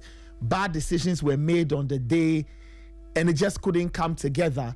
Has Hugo Broos said anything about the weight of expectation and how he expects the players to handle it? Because not only are South Africa trying to focus on their game, they will have to keep an eye on the Nigeria-Benin game and respond to everything that happens in that encounter. Yeah, so unfortunately I wasn't able to watch the game. I was covering the Nigeria-Lesotho match. Yeah. So I was only half watching the Bafana game. So yeah, but I saw us miss a few chances, and yeah, just some of the decisions we were making, like you say, Nathan, it seemed as though, like, the players were kind of succumbing to the pressure, so to speak, not being able to find the back of the net. But yeah, we can't afford that. There's no room for error now. This is do or die, because many players, the world's greatest players, have been able to, do many things at club level, but never, grace a World Cup, So this is a once in a lifetime opportunity. And, for as much as a lot of our contingent, they've played, CAF Champions League finals and, playing relatively decent leagues. It's do or die now. Hugo Broos yesterday said that, that the players are aware of the stakes, that they have to do, but ultimately it's not up to them. That's the situation they've now unfortunately put themselves in. He's quite confident that they can get a result. He speaks about, being there being a togetherness and a spirit within the team and a determination as to them wanting to qualify, for the World Cup. But yeah, we'll see how it goes. Rwanda, not the strongest opposition. They don't have anything to play for, other than to spoil South Africa's party. But yeah, we're hoping that, our determination and our will to make it to the Americas next year kind of just prevails over whatever agenda that they might be having. And yeah, so we'll see how it goes today. Yeah, it's a very, very tough day, crunch day for everybody. Favor, let me come back to you and let's wrap up the conversation. If I pushed you to give a prediction, Favor, what would you say? What's the scoreline for today's game, Nigeria versus Benin? Well, if I'm to go for the way Nigeria has played so far, that when they score, it's not certain they might not concede, but I'm seeing a 2-0 scoreline or a 3-0 scoreline for Nigeria. Wow, 2-0, 3-0. Okay, we'll see how it goes. Kamogelo, give us your prediction. South Africa versus Rwanda, a crunch World Cup qualifier today. I see us winning 2-0. 2-0, I see. So 2-0 gives South Africa the ticket, and 2-0 doesn't give Nigeria the ticket. I'm sure Favor, do you want to, in conjunction with your 3-0, 2-0 prediction, do you want to predict the South Africa game? Well, I know South Africa will beat Rwanda. The question now is how seeded, but I'm thinking South Africa will win 1-0. 1-0 is enough to send them to the World Cup. I see. Kamogelo, would you want to give us a prediction for the Nigeria game? I think Nigeria will win 2-1. 2-1. Well, that doesn't help Nigeria either. But guys, thank you so much. We should catch up tomorrow to pick the bones from the quality. Whatever happens, whether Nigeria goes through, South Africa goes through, Benin goes through, guys, I need to bring you back so we both talk about your country's respective journeys through the World Cup qualifiers. How about that? Of course. Well, no problem. We hope that, I hope that I'll be smiling tomorrow. Well, let's see what happens. Guys, enjoy the day. Take care and all the best to your respective national teams. Thank you. Congratulations to the Black Stars as well. Thank you, Kamogelo. Thank you so much. All right, so our colleagues joining us from different countries, Kamogelo Motegwane joining us from South Africa, and Favor Itua joining us from Nigeria. 8:44. Now, my listeners, I want you to also give me predictions. The Nigeria-Benin game, give me a prediction. South Africa, Rwanda, give me a prediction. Let me know, of the three countries, Benin, South Africa, Nigeria, which team do you think will grab the automatic tickets today?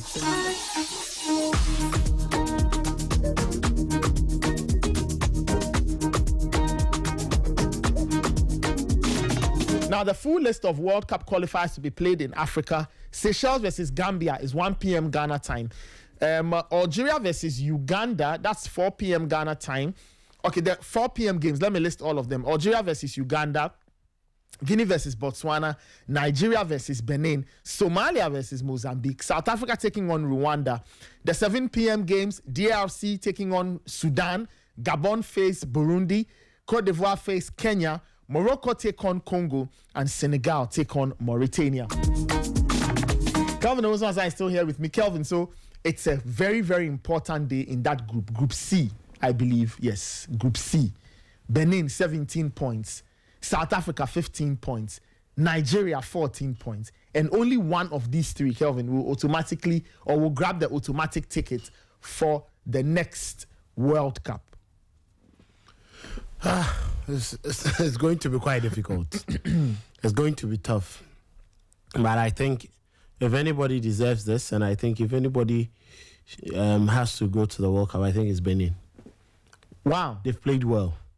South Africa had every opportunity, but they decided to field an unqualified player. Whether they were ignorant or it was intentional or whatever, they just engaged in an illegality and they've been punished for it, which means that legally they shouldn't be at the top. Judging from the performance of this Beninois team, they've just been brilliant. They've been top quality. Mm-hmm. Yes. And this is coming from a man who was with Nigeria, Gernot Raw. A number of things couldn't go right. He decided to just let him go. He's picked up this Benin team, and you just look at how they play, and it's sweet, it's wonderful, it's lovely, good football, quality football on the eye. And you ask yourself, is the same manager that was handling Nigeria, whom they said they did not want to keep? I remember last weekend, I think they played on Friday, right? Yes. You look at the team that he has built, and then you look at the players that he possesses, and you ask yourself, how is it that it gets easier for such a manager to build this quality team, and then Nigeria are struggling with all the players that you can talk of? Talk about the Fulham contingent. They have about 4 players in Fulham now. Bassey. There's Bassey, there is Alex Iwobi, there is, I think, is it Chukwueze who's joined them recently? I know that Chukwueze, yes, Samuel Chukwueze. You look at them. Now, you have Victor Osimhen. Look at Ademola Lookman. Wilfred Onyendidi. Look, the Nigerian team is star-stacked. And they have a spine that has played together for quite some time. Yep. Look at their defense. William Troost-Ekong is still around. Ola Aina from Nottingham Forest. Taiwo Awoniyi and the likes. All these players. But they are struggling. But just look at the Benin team. Steve Mooney, Jodel Dosu, Kuku Dodo in midfield. There is Ceci D'Almeida. In defense, Mohamed Tijani, Oliveira Verdon, Tamimu Uru. These are not players that, when you decide to put together, you would expect Nigeria to be losing against them. It got into a point, Nigeria had the likes of Steven Desses and all in the attack. You look at the Nigeria attack and it started. But it's the coach who cannot put everything together. The everly disappointing Eric Schell from Mali. He's consistently being an underachiever. So if anything should happen this evening, I don't think Nigeria have that firepower to be able to beat Benin. Wow, you don't think they can? Even at home. Wow. Look at how they've struggled. Don't you think that the expectation at least will get them to at least do their part and hope something falls their way? There may be that expectation, and that is what is going to give them that pressure. We know Nigeria and how they've crumbled under pressure in the last couple of games that they've played. Yeah. It hasn't been interesting. You look at their performance and you're like, come on, what has happened to Nigeria? In Group C, everyone was thinking Nigeria was just going to qualify. But what has happened? They've been struggling. Even the last game that they won 2-1, you could clearly see that there were struggles. So for me, just like Benin have everything within their hands now to deliver and deliver the result, I think they should be able to beat Nigeria. If not for anything at all, they should get a draw. Because I know South Africa would do their bet against Rwanda. They failed against Zimbabwe. I watched that game. That game was terrible. I'm like, come on. It was a very disappointing performance from South Africa. Is it the South Africa I've been talking about? What happened? It was so bad. What has happened? And I still see the difficulty in them getting past. Now, should Benin get a draw, 18, moves them. It means 18. Yes, South Africa will need to win by more than 2 goal difference. Because the goal difference is 5 for Benin and 3 for South Africa. So South Africa needs to win by 3. Thank you. Other than that, they would have to come to goals for they have the same goals. But if South Africa wins, they need to win by 2. If they win by 2, it means that they would have a superior goals for, because this is going to get down to goals before it will drop down to any other thing. But of course, all of this on the proviso that Benin draws because in a draw it means that so Benin the goals cancel each other out, and Benin's Benin's goal difference of 5 stays intact. Unless the superfluous attack of South Africa, those guys decide to go gun blazing today and score like 3, 4, 5.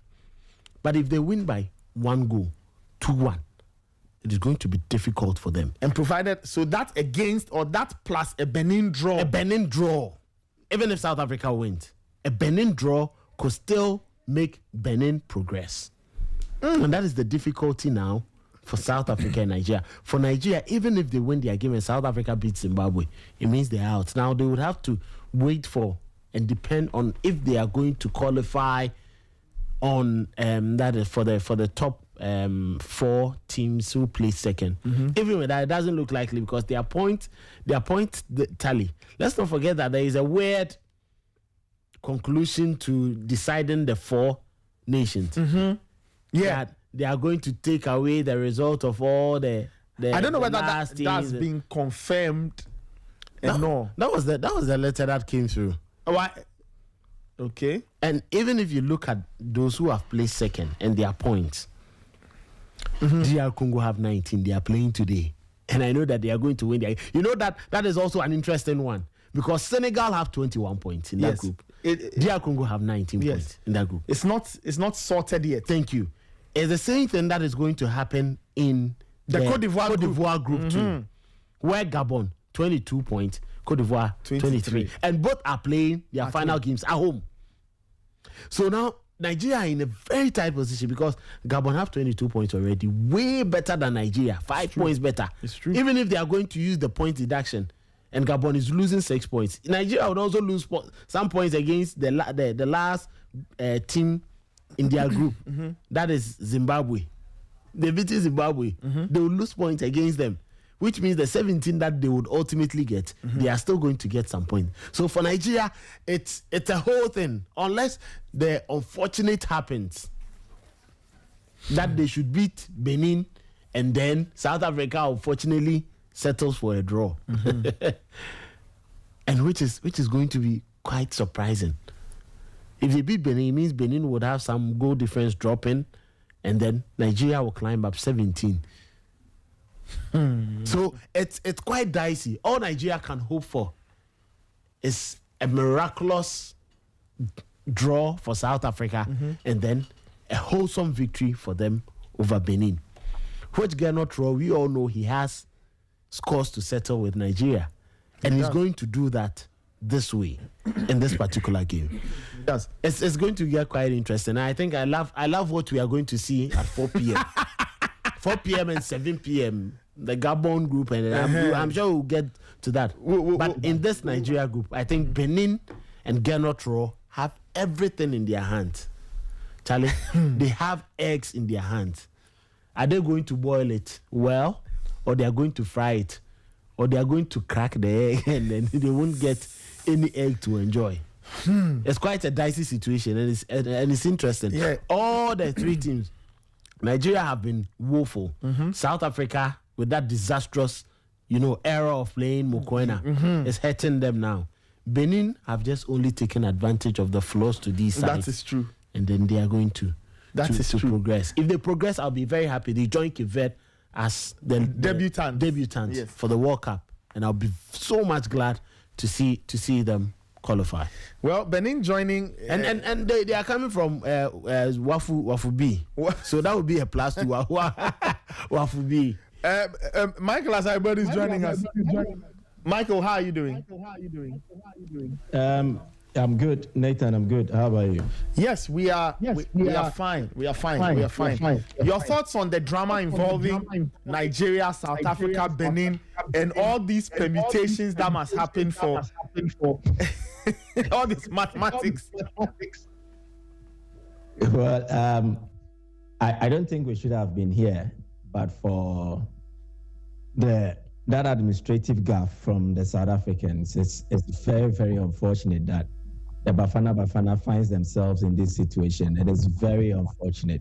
This shouldn't have been happening. And I say this because it is so basic that you need not miss players who are eligible for games, players who will be playing games, blah, blah, blah.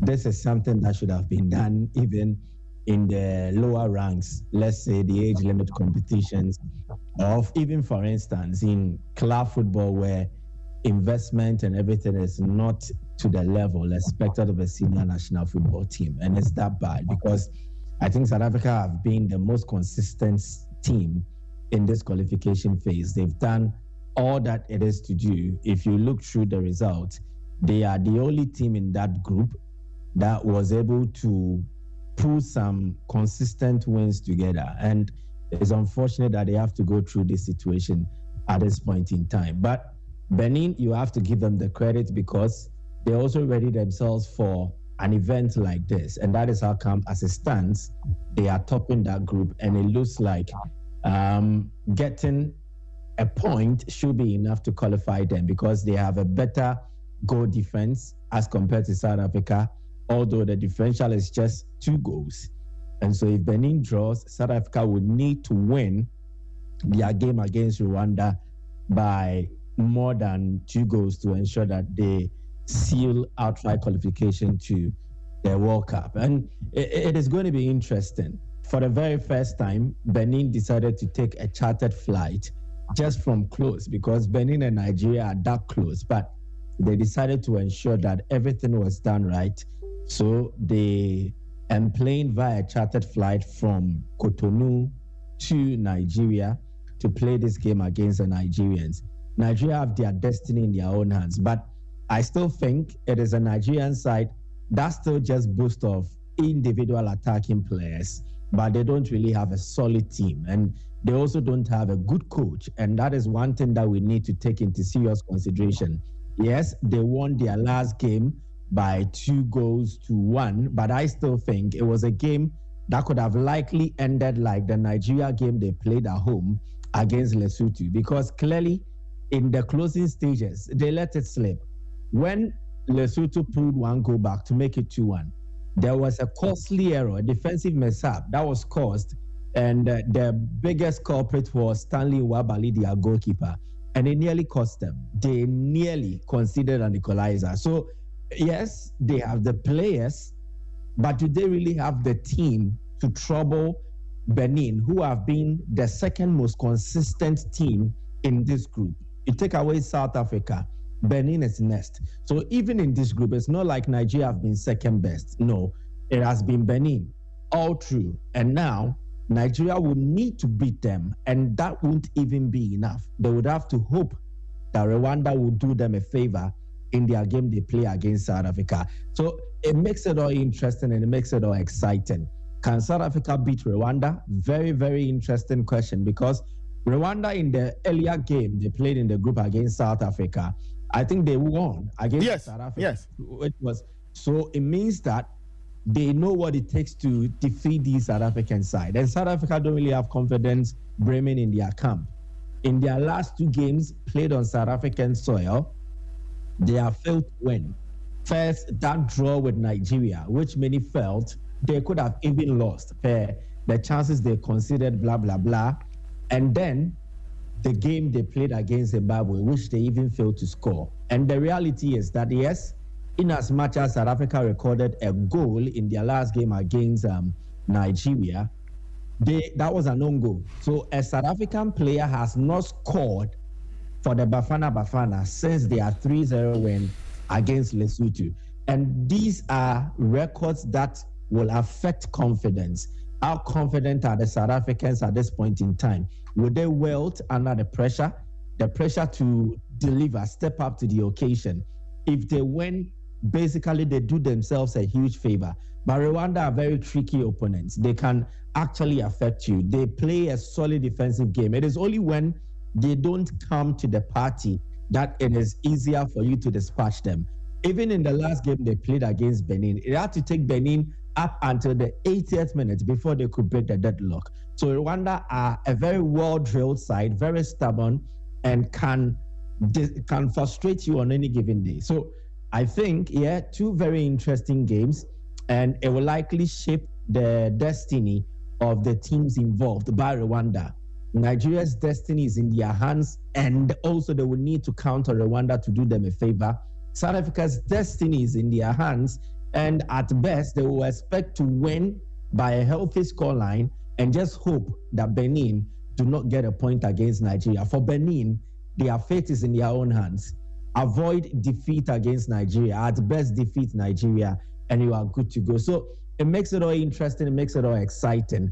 But I am heavily leaning towards Benin causing an upshock, upsetting the odds. It looks like this year's qualifier is quite similar to what transpired in the 2006 qualifier.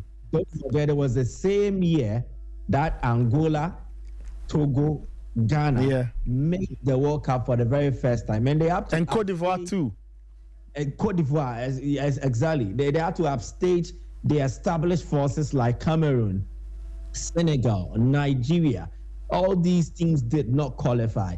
2026 looks more like that because Cape Verde have already qualified. Yes, we all know Tunisia has qualified, Morocco has qualified, Egypt have qualified, as well as Algeria.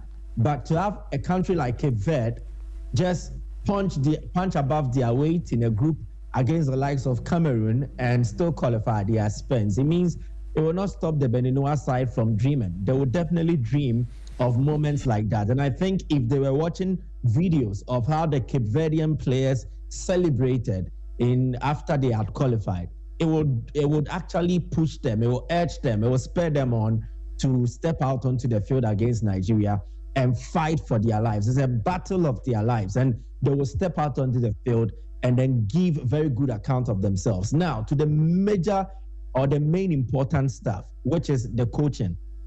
Gernot Shaw, whether we like it or not, knows this Nigeria team very well. Although he left them right before they played us in the 2022 World Cup qualifying playoff. But the point is that he is very much aware of how Nigerian football is like because he's monitored them from close, and even after he left, he has still had the opportunity to play them before. So he knows how to work things out against Nigeria.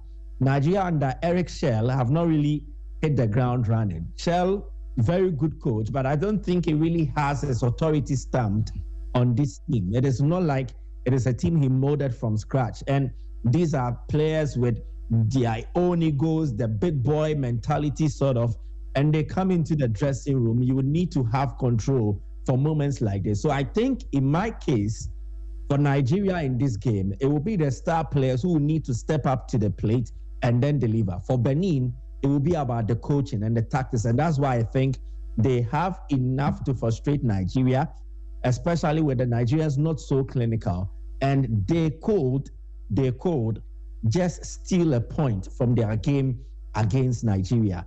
for South Africa against Rwanda, I would not be surprised if Rwanda, in account, we say, South Africa, they will likely put the South African party. They would definitely mess things up for South Africa, because I don't trust South Africa when they have to play under pressure. I don't really trust. Yeah, last week Friday was an example. I was watching them play Zimbabwe, and I was very surprised at what I saw, that the longer the game played out, you could tell that the weight of expectation was heavy on the players. They just couldn't navigate their way, and they played out a goalless draw, plus a very needless red card towards the very... It was a very strange performance. So I agree with you on South Africa's tendencies to crack and choke, but I guess today they will have to keep it together. I doubt, because today is basically bigger than their game against Zimbabwe. The Zimbabwean game was supposed to be a game that they really should have handled very well. Judging by the occasion, they still had a game in hand, so it afforded them a little bit of comfort. Okay, let's win, but not too much pressure. But in today's game, it is a make or break. After this game, they have none, and they are even in danger of making the second place as one of the best 4 second place ranked teams. You get it?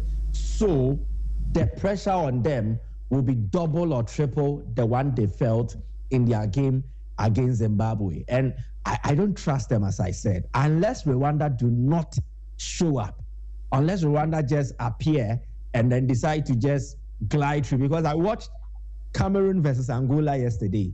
The Angolans had nothing to fight for, but they were hell-bent on not allowing Cameroon to beat them, defended majestically. If it is going to be a play-out of such an encounter, where Rwanda also shows up and says that, oh, we have basically nothing to play for, but we are just here with one mission, avoiding defeat against South Africa, where they will defend, they will not really step out to play, they won't push forward, commit numbers in advanced positions. I think it is going to be a difficult one for South Africa. So I think Kelvin said it earlier, he was favoring Benin to make it out after all these drama. But I think I want to lean more towards where Kelvin went. I think Benin, after everything, will qualify. Even if we are to bring in the other side, most of the people go to Benin for divine interventions, for spiritual favors. So if Benin are going to this nature, I was on 4 more Benin in Abesore. Rise up to the occasion. I think Benin would do it, in my opinion. Let's see if they can. It's a huge day, and it's very psychological, because all 3 teams will have to focus on their game, but at the same time focus on what is happening elsewhere. So South Africa will be playing and keeping an eye on the Beninese game in Nigeria, and then Nigeria themselves will have to play and think about what is happening in South Africa. Yeah. It's all of them will be thinking about each other's games, but Benin will be less worried because they just have to do the work on their own. Yeah, you get it. They don't need favors from anybody. No. They have to do the work on their own to progress, and that is what makes it sweet. And they have the capability of doing that this evening, which I think it shouldn't be far from what the quality that they've exhibited. They should be able to do justice to this Nigeria team. Well, I guess it's just don't force yourself. Yeah, let them come at you. They will panic. They will leave holes. William Trustekon, Calvin Bassey. Oh, come on. Don't go and chase goals. Oh, bruh. You'd have your way through.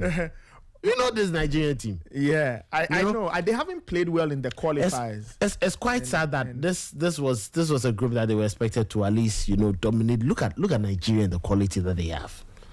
Look, they were finalists in the last AFCON, right? Exactly. So the expectation was that this team comes into the World Cup qualifiers. With they give off their best. With the reigning Africa Footballer of the Year, with the previous Africa Footballer of the Year. Just look at the quality. You look at Nigeria's team and you are like, come on, why is this team struggling? And it's all because of the coach.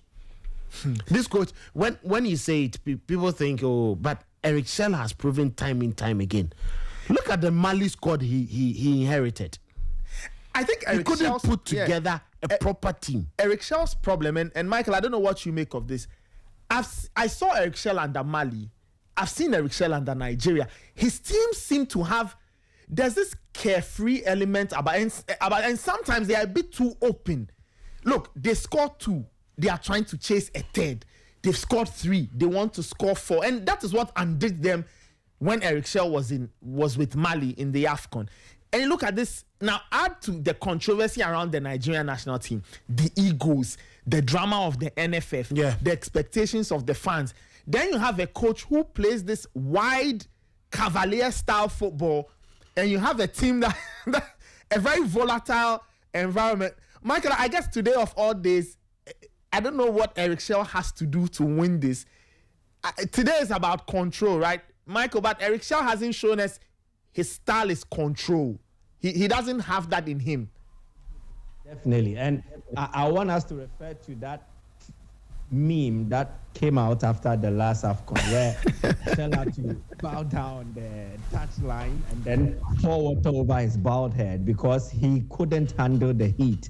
His side had played very well, but they were just on the verge of being eliminated from the AFCON. It tells you how he's not even able to handle the pressure. He cracks. He wails when there is little pressure for himself because, yes, he's a young, inexperienced coach. He's not really done a lot of work. So you refer to his actual body of work means that his teams play well, very offensive-minded. They play very good attacking football. But in the grand scheme of things, where you need balance, you need your team to just do everything right, then they are found wanting. And the best example to cite here is that Nigeria home game at Uyo against Zimbabwe. Osimhen had given them the lead, and the changes made by Chell at that point in time, if you refer to the game sheet and you refer to the substitutions that were made, he had to withdraw Osimhen. People felt he should have defended that goal, but he wanted to throw on more attackers to try and kill the game. Eventually, what happened was that Zimbabwe got a last-minute equalizer, and we saw the video that went viral with Osimhen with his hands on his head, kicking at anything that was in his sight, and clearly points towards the fact that Nigeria have not been very good in terms of managing pressure themselves. If they are different from South Africa, it would have to be the jerseys they wear and the players who play. But in terms of character, they are very bad in handling pressure. They are not so good at that. And as I cited again for you, in their last game against Lesotho, there's a team that almost every opponent was beaten fair and square in that group. Nigeria took a 2-0 lead, made some very unpardonable mistakes. They conceded a consolation goal and nearly conceded an equalizer just in the dying minute, all because of defensive mishap, failing to handle the pressure. And I think these are things that Nigeria will need to battle with, even before they think about the Benin hurdle. Benin are a solid unit. They understand what is at stake. And I don't think there'll be too much pressure on them. Why I say this is because they know everything, the dynamics, everything that runs around. And they will badly want to play for a draw, because I want to believe Benin, in as much as they'll have their eye on the South African game, will also appreciate the reality that South Africa have disappointed in their last 2 matches. They don't have the form they started the qualification period with. So it is going to affect them. South Africa will also have their own psychological battles to deal with. So Benin will step into this game in a manner to frustrate the Nigerians, making sure Nigeria will enjoy maybe spells of possession in their own half, in the middle half of the pitch. But when it enters the Benin area, I doubt the Beninois will allow space for the Nigerians to operate. And if it has to do with the physical strength and everything, they can match the Nigerians equally. So I think, yes, this game, if it will have to go Nigeria's way, will be about control and management. How they control the phases of the game, how they manage their own emotions. The frustrations will be building up. How would they shoulder all these burdens and then work things out to ensure they get the results that they seek?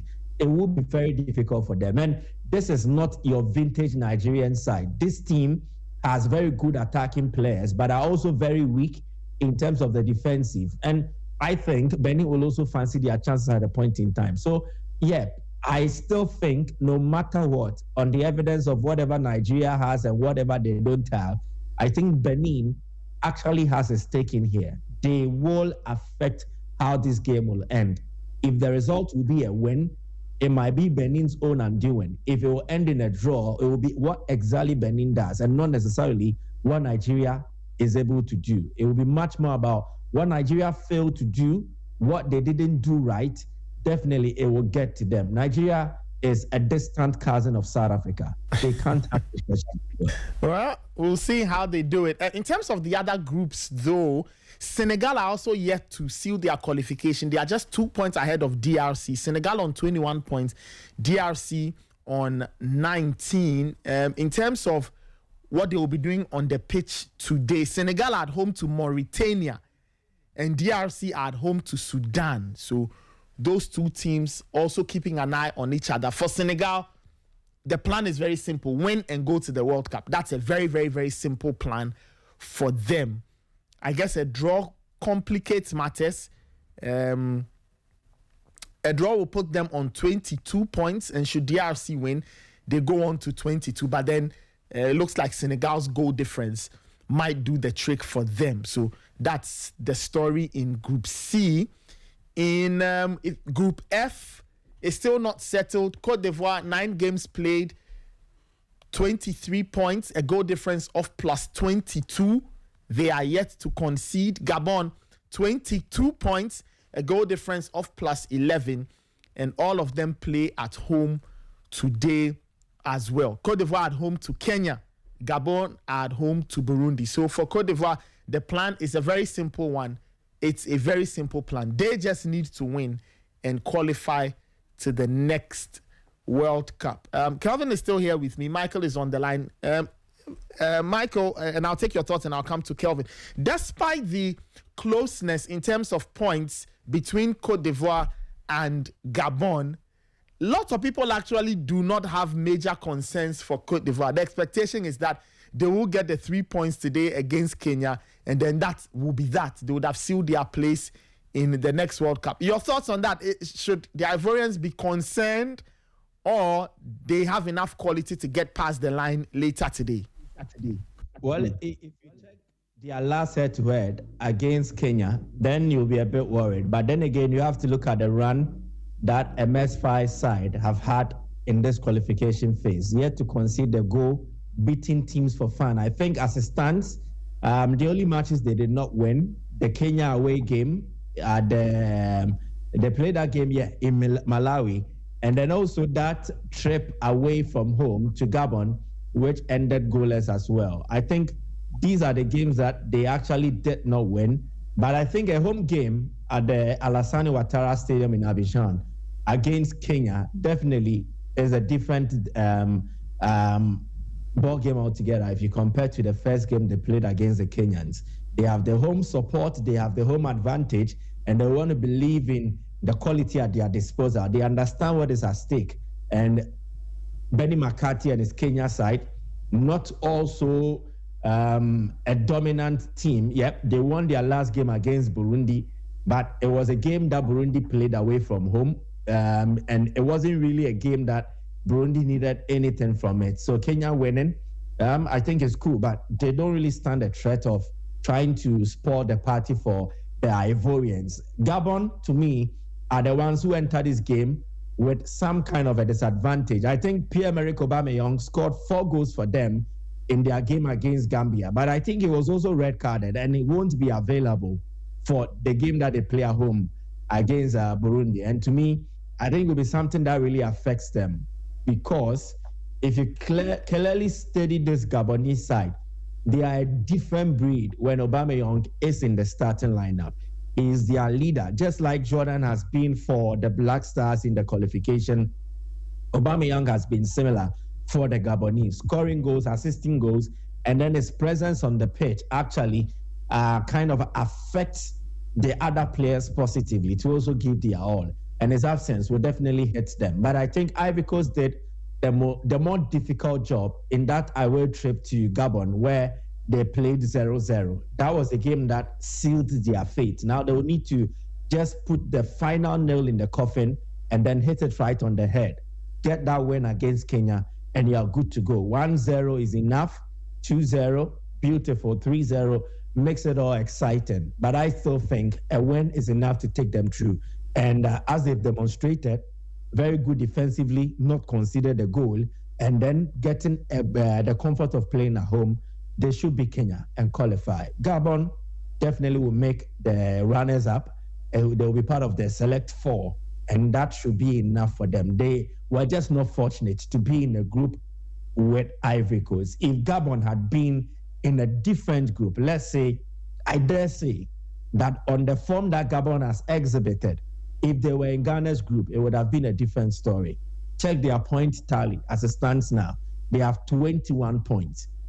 And if you also take them to other groups, I think they would have made it. They were unfortunate to meet an Ivorian side that is on form. They are the reigning African champions, and it was difficult to go past them. But they've recorded some impressive results along the run, and I think the consolation prize will be finishing second and qualifying for the playoffs. And I just wish them well that when they get to the playoffs, the lack of the draw will be on their side, and then they will progress beyond that particular stage.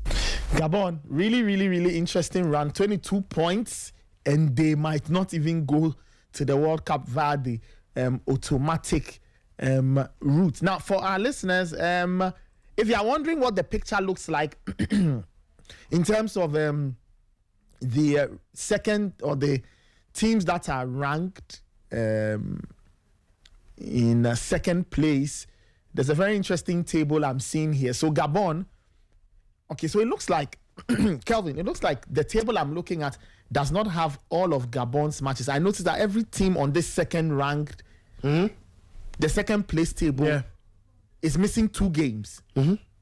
Yes. Interesting. So it looks like certain games were not computed into this, right? I think you mentioned. So at the end of everything, according to CAF, they are going to, because some nations had to withdraw and some played with just 5. Yes.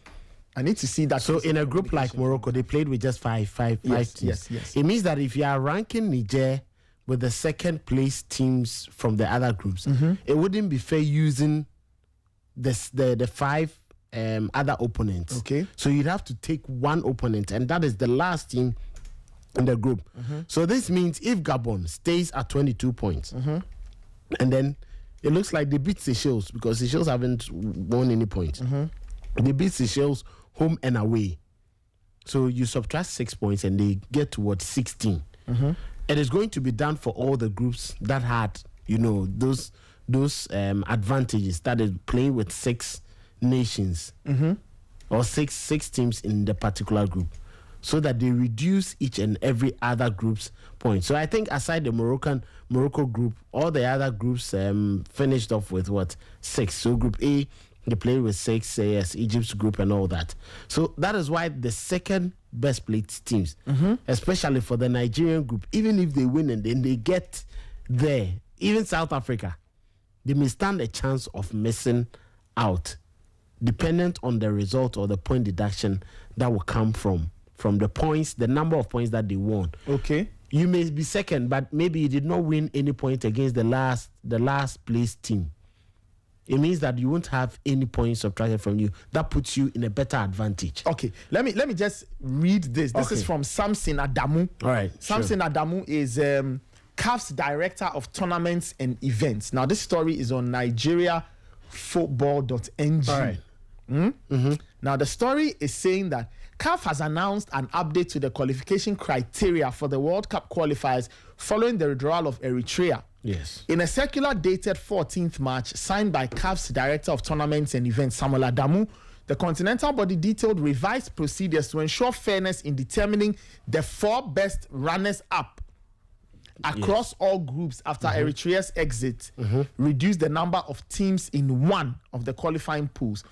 CAF stated that in the event of any withdrawal or disqualification that leaves a group with fewer than 6 teams, results against the bottom-ranked or withdrawn teams will not be considered when comparing second-place teams across all groups.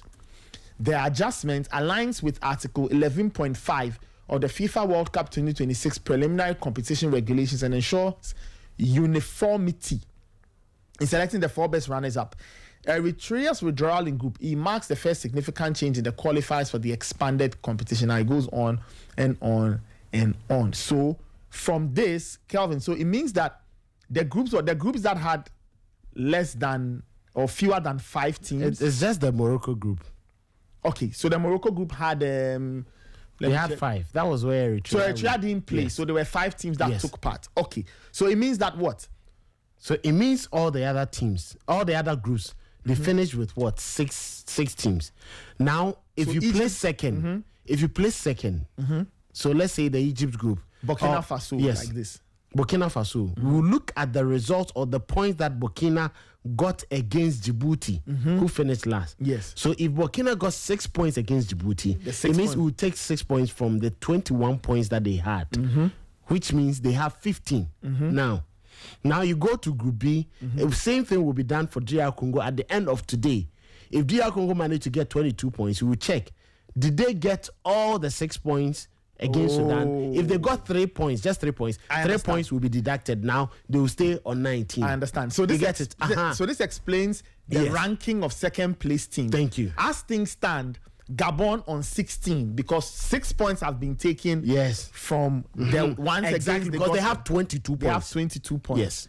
And 6 will be taken from against the matches they played against the bottom place team. So that's so those who finished top, they are not part. All right, no problem. So Ghana is not part. No. Cameroon too. I see that they have 15 points.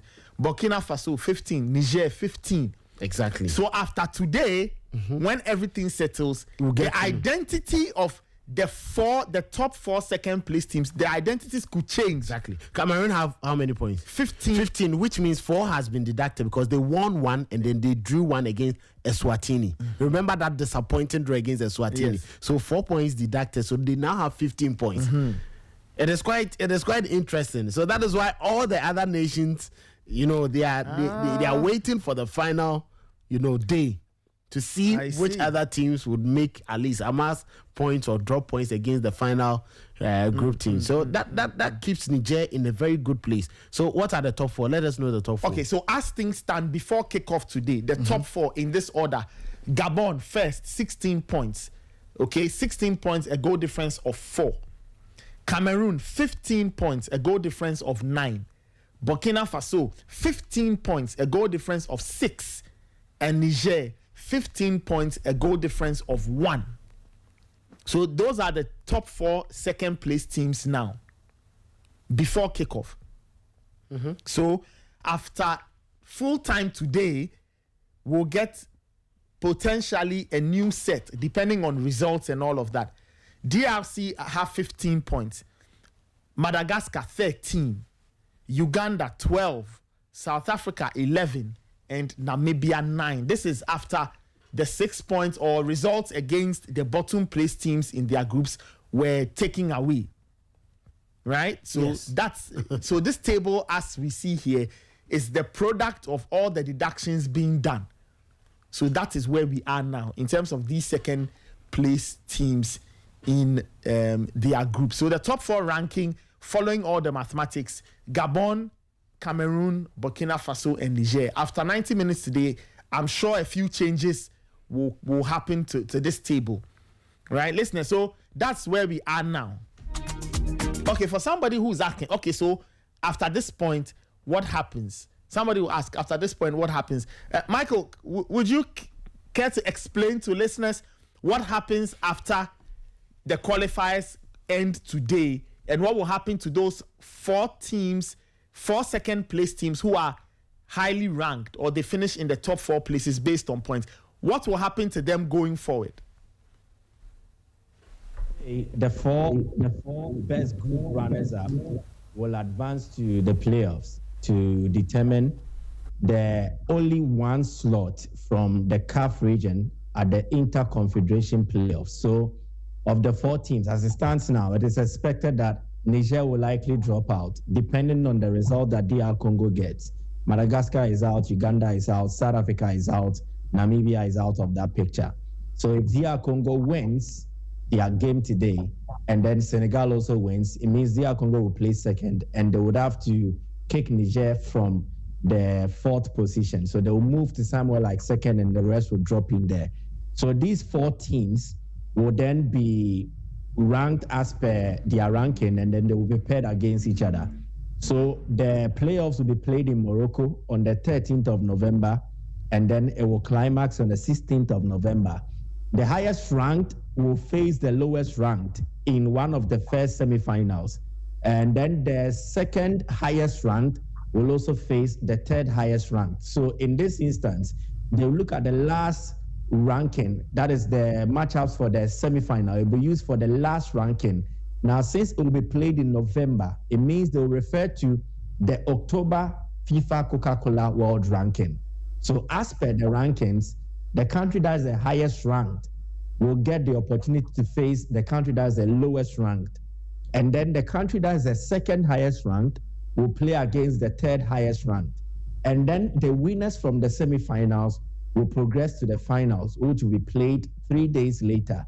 And then the winner of the final gets Africa's sole slot to enter into the Inter-Confederation playoffs. So even if you win the playoffs on the African terrain, you still don't qualify outrightly. You enter into the Inter-Confederation playoffs, and that will be hosted in Mexico on March 26th. 6 teams from 5 confederations will play that. And then they will also play against each other. And the format is like this. There will also be a semifinal. And the semifinal will progress to the final. And then they will decide the final 2 slots available for those who will qualify to the World Cup proper.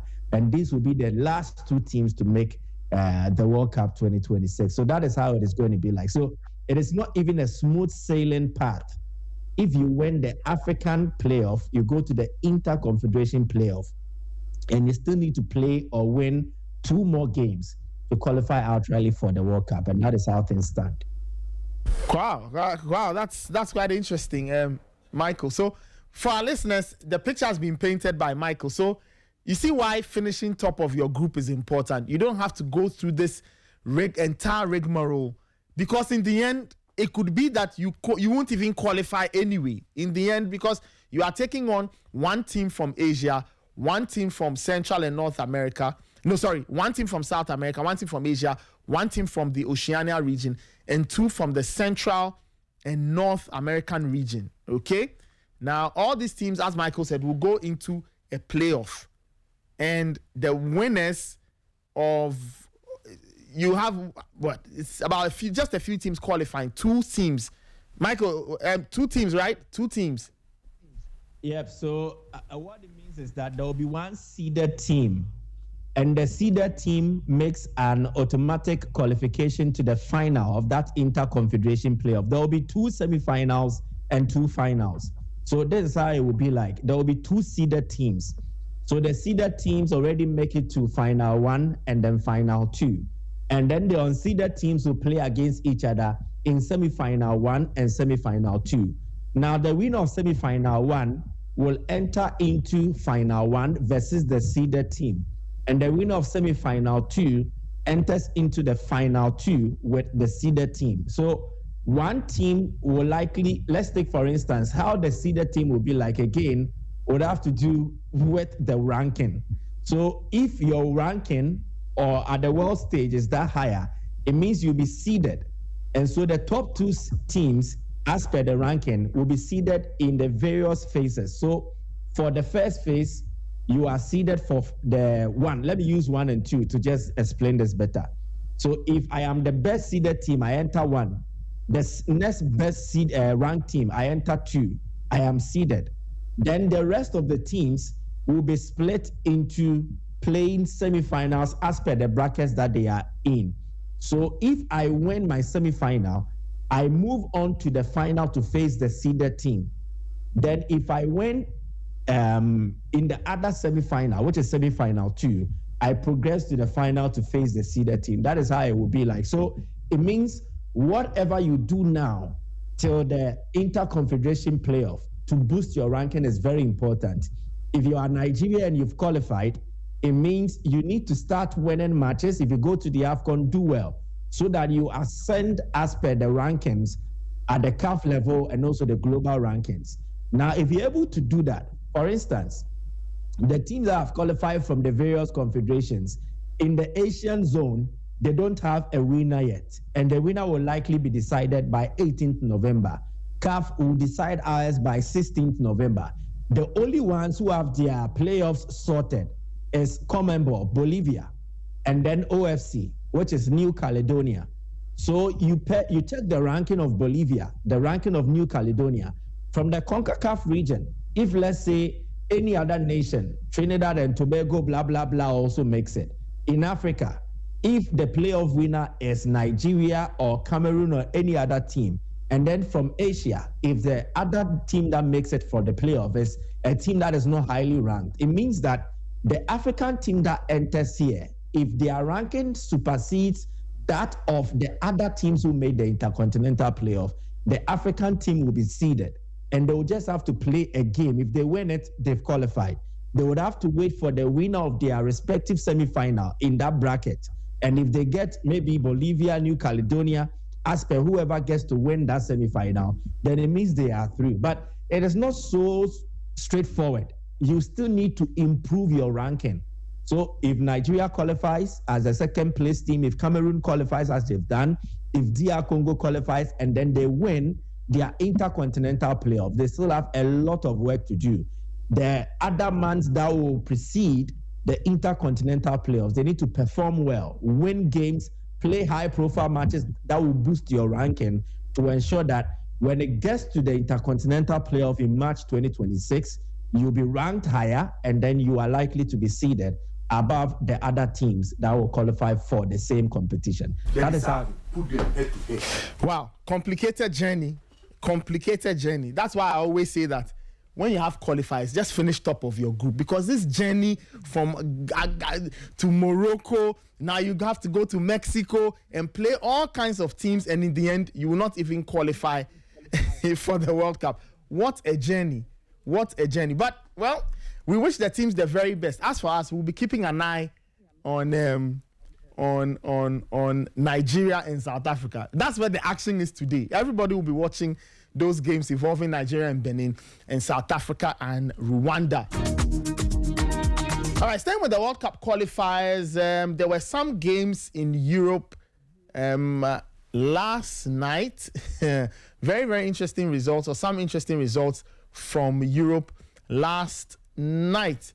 Iceland, they drew 2-2 with France. I watched that game largely. France came back from a goal down, made it 2-1, and then they fell asleep right after going ahead to draw 2-2 with Iceland. North Macedonia 1, Kazakhstan 1, Northern Ireland 0, Germany 1, Slovakia 2, Luxembourg 0, Slovenia 0, Switzerland 0, Sweden 0, Kosovo 1, Ukraine 2, Azerbaijan 1, and Wales 2, Belgium 4. So Belgium got themselves a very good win on the road against Wales. This result is like a body blow to them. It means that it's almost confirmed that they will now have to try and qualify through the playoffs. They'll be very disappointed. Sweden lost at home to Kosovo. To Kosovo. They couldn't find a way past Kosovo yesterday. I don't know what is wrong. I don't know whether it's coaching or their coach is a friend of Eric Schell. How do you have all these players and then you still struggle to beat Kosovo at home? At home or not away? At home. Sweden were playing at home. And in their group, they haven't won. They haven't won a single game. And they are battling to see if they can qualify for the World Cup. They have just 1 point. 1 point out of the 4 games now.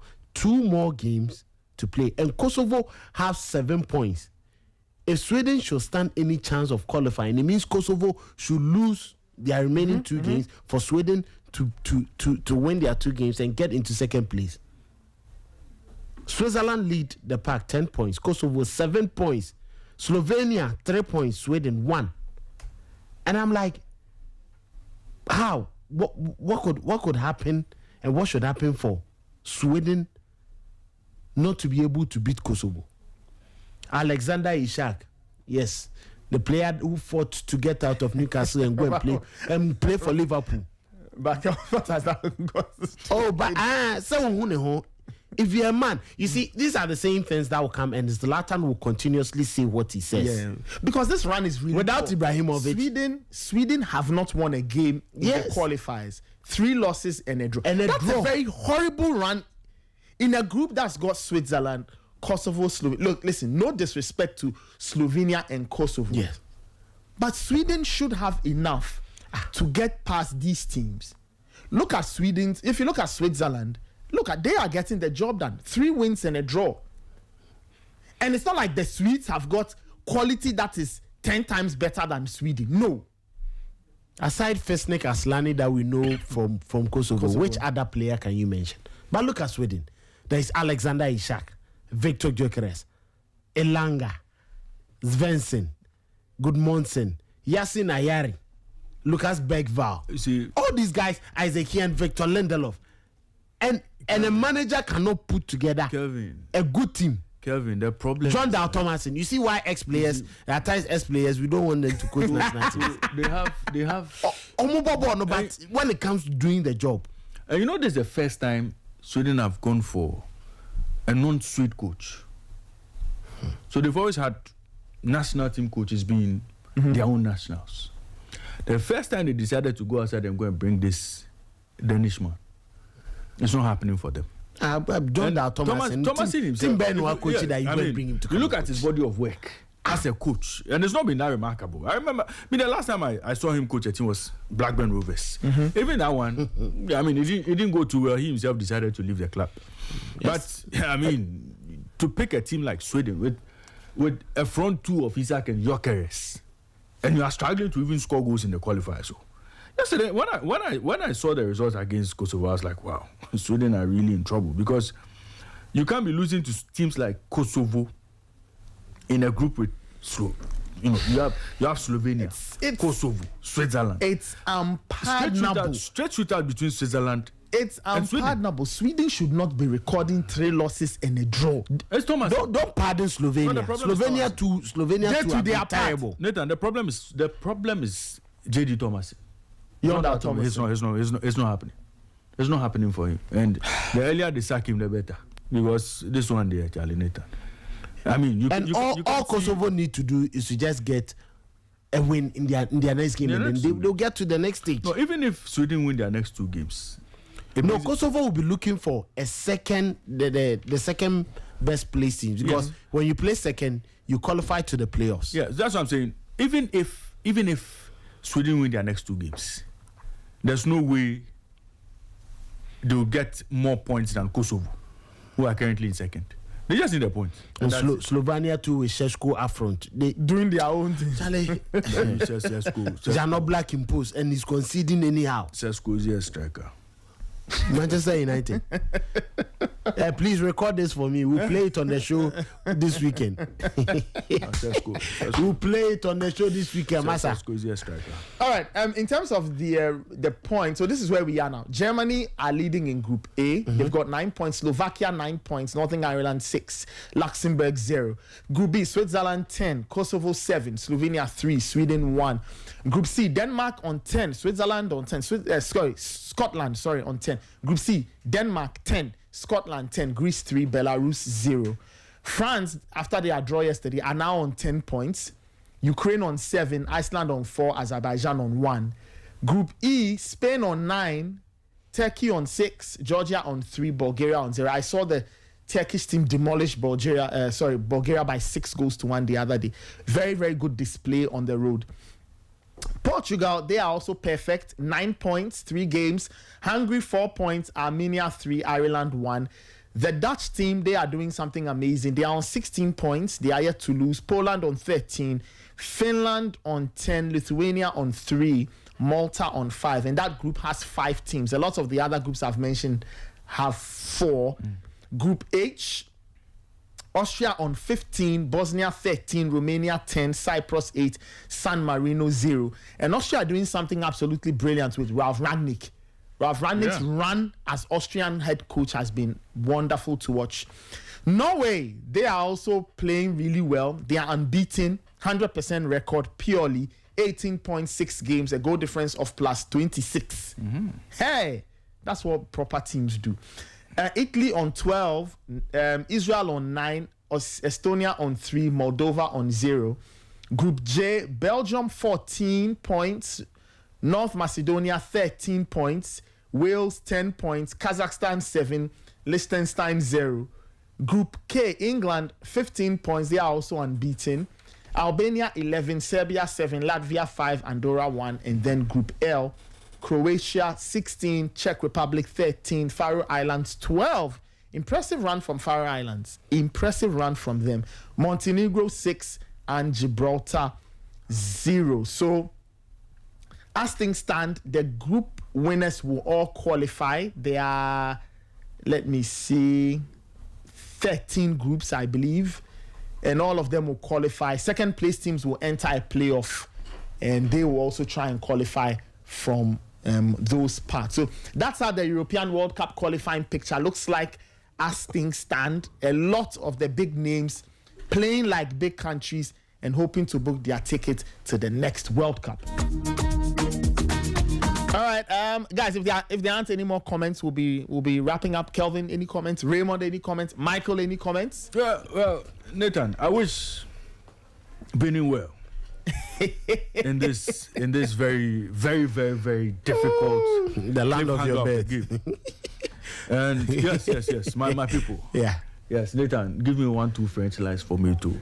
Benin, yes. I'll tell you what to tell them. So when I say, then you, yeah. Yeah, so we wish Benin well. Nathan, definitely going to be a difficult game. But you see, what I'm going to say here, people can understand it whichever way they like. When you are going to play football games, apart from the football itself, tactics, player for player, quality, all of those things, there are times you put all those ones aside. And then you look at the other ingredients. One, there's a case of possible poetic justice in this case. Gernot Rohr was booted out by Nigeria after he tried to build a team for them and get them to reach a certain level where they were consistent to a certain extent, getting results. Okay? They found a way to sack him painfully. Today, he's looking for revenge. He wants to prove a point to the Nigerians that you made a mistake by sacking me. That is one of the ingredients in this game. 2, the death of Razak Omotoyosi goes to play football. That is why when Zambia went back to the crash side, they won the tournament. So the spirit of Omotoyosi, you know Omotoyosi, he was at the World Cup, right? Razak Omotoyosi. No, he was Benin star. Yes, he was the star at one of these tournaments.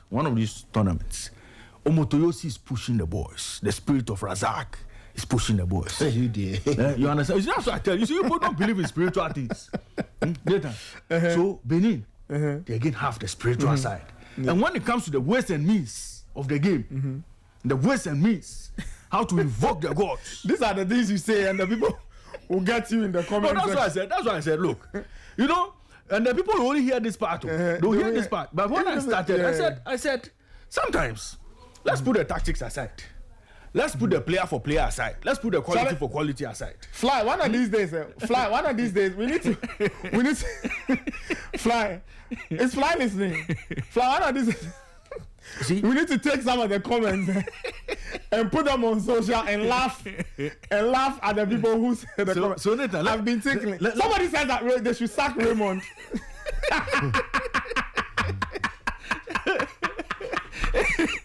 Somebody said, how has Gary employed Raymond Yamado? Because he said that. Charlie. So Ghana people, Charlie, no matter how. So Nathan. And listen, we are back here tomorrow morning for more of the wild comments. So, if Gary doesn't sack me today. If Gary doesn't sack Raymond Yamado, we are back here. So the spiritual side, head to head, spiritually. What do you mean head to head spiritually? You know the stronger side. Which one's the head to head? No, you see, so All of these things. Relax. Which one is the head-to-head spiritual? Which one is the spiritual? Spiritual head-to-head. Power pass power. Between Nigeria and Benin. Yes. When you have to prove the Monaco. All right. You know Benin. You know, I'll put them slightly ahead today. Benin will go to the World Cup.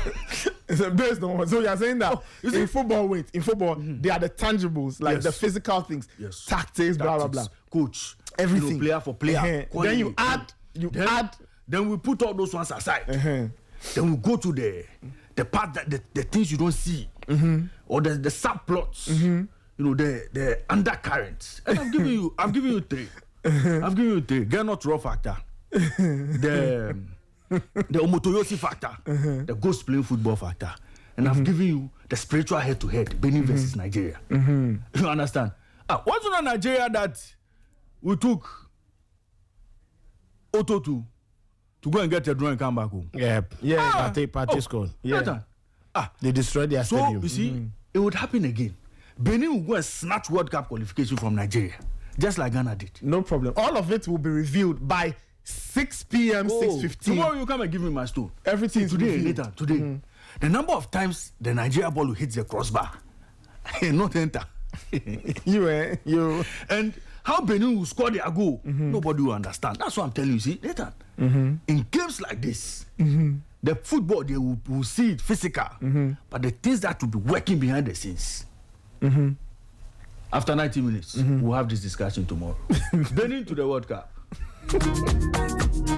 That's how I wrap it up on the Sporty Breakfast this morning. Yeah. So this one is coming from Angela Mensah. Yeah. So today is Angela's dad's birthday. Oh. Yes. So Angela has penned down a very romantic message for her dad. So this is what Angela said. Happy birthday to Mr. Harrison Pechi Asempa of Lands Commission. Okay. May the good God bless you with long life and prosperity. I love you so much. Your wife loves you. Your children love you. And they wish you well and pray for more life in your years. This is coming from Angela, Kojo, Victoria, Andy, Kin, and your beautiful wife, Vivian Safo Pechi. So this one is coming from AJ. So AJ says today is her dad's birthday. And today she'll give her dad the opportunity to enjoy her wealth. Yes. Or for Senam, yes. So for Senam, she's going to batten with money. Thank you. With gifts, with all the good things. So today, AJ says she'll do her that show. Thank you. Make sure you deliver. This one is not audio show. You have to be back with action. Alrighty. This is the Sporty Breakfast. Thank you so much for tuning in. Many shouts to Raymond Yamado, Kelvin Owusu, and Michael Asaribuedu, and my production team, Abigail Sena Susu, Imota Kwame Jakwe Champon, Fly, Emmanuel Ayamga. I see Kofi Tay in the building. Shout out to you, Kofi Tay. Shout outs to the technical guys, our team lead Gary Al Smith, Super Gary Al Smith. Guys, they said you should sack Raymond Yamado. They said, why have you employed Raymond Yamado to come and be saying all kinds of outrageous things on radio? I'm sure some people will be angry when they hear Raymond's voice tomorrow morning. But guess what? Raymond is back. We are back here too. Remove me from the chair. They should come and sit down and do their show. Oh, man. Thank you so much for tuning in. This is Sporty 106.1 FM. This is the Sporty Breakfast. We are back tomorrow. Enjoy your day. Remember, there's the news at midday, the Sporty Plug at 12:30. The Sporty Drive. No, there won't be Sporty Drive because there will be commentary. Kelvin, there's commentary. Yes. Live coverage of the Nigeria Benin. Hey! Yes. Raymond, the game. They're proving the Monaco. You are saying that that's the game that will be played on 2 levels. Oh, yes. 2 channels. 2 tracks. Nathan, you have told you. Tomorrow, you come and describe the game. Okay, no problem. So, listeners, you can tune into Sporty FM. There's live commentary of that game involving Nigeria and Benin. Of course, you'll be getting updates from the South Africa-Rwanda game as well, and you get the context, right? So as the 2 games are happening, you can see the tables change, the permutations, dynamics, and everything. And also keep your eye on the second place table, because the first 4 on that table are the teams who will go into the playoff. So just keep your eye out on that. Very important. And then after the game, there will be European nights from 7. Thank you so much for joining us. This has been the Sporty Breakfast. This is Sporty 106.1 FM. We are the voice of sport. We'll catch you later. Enjoy the rest of your day.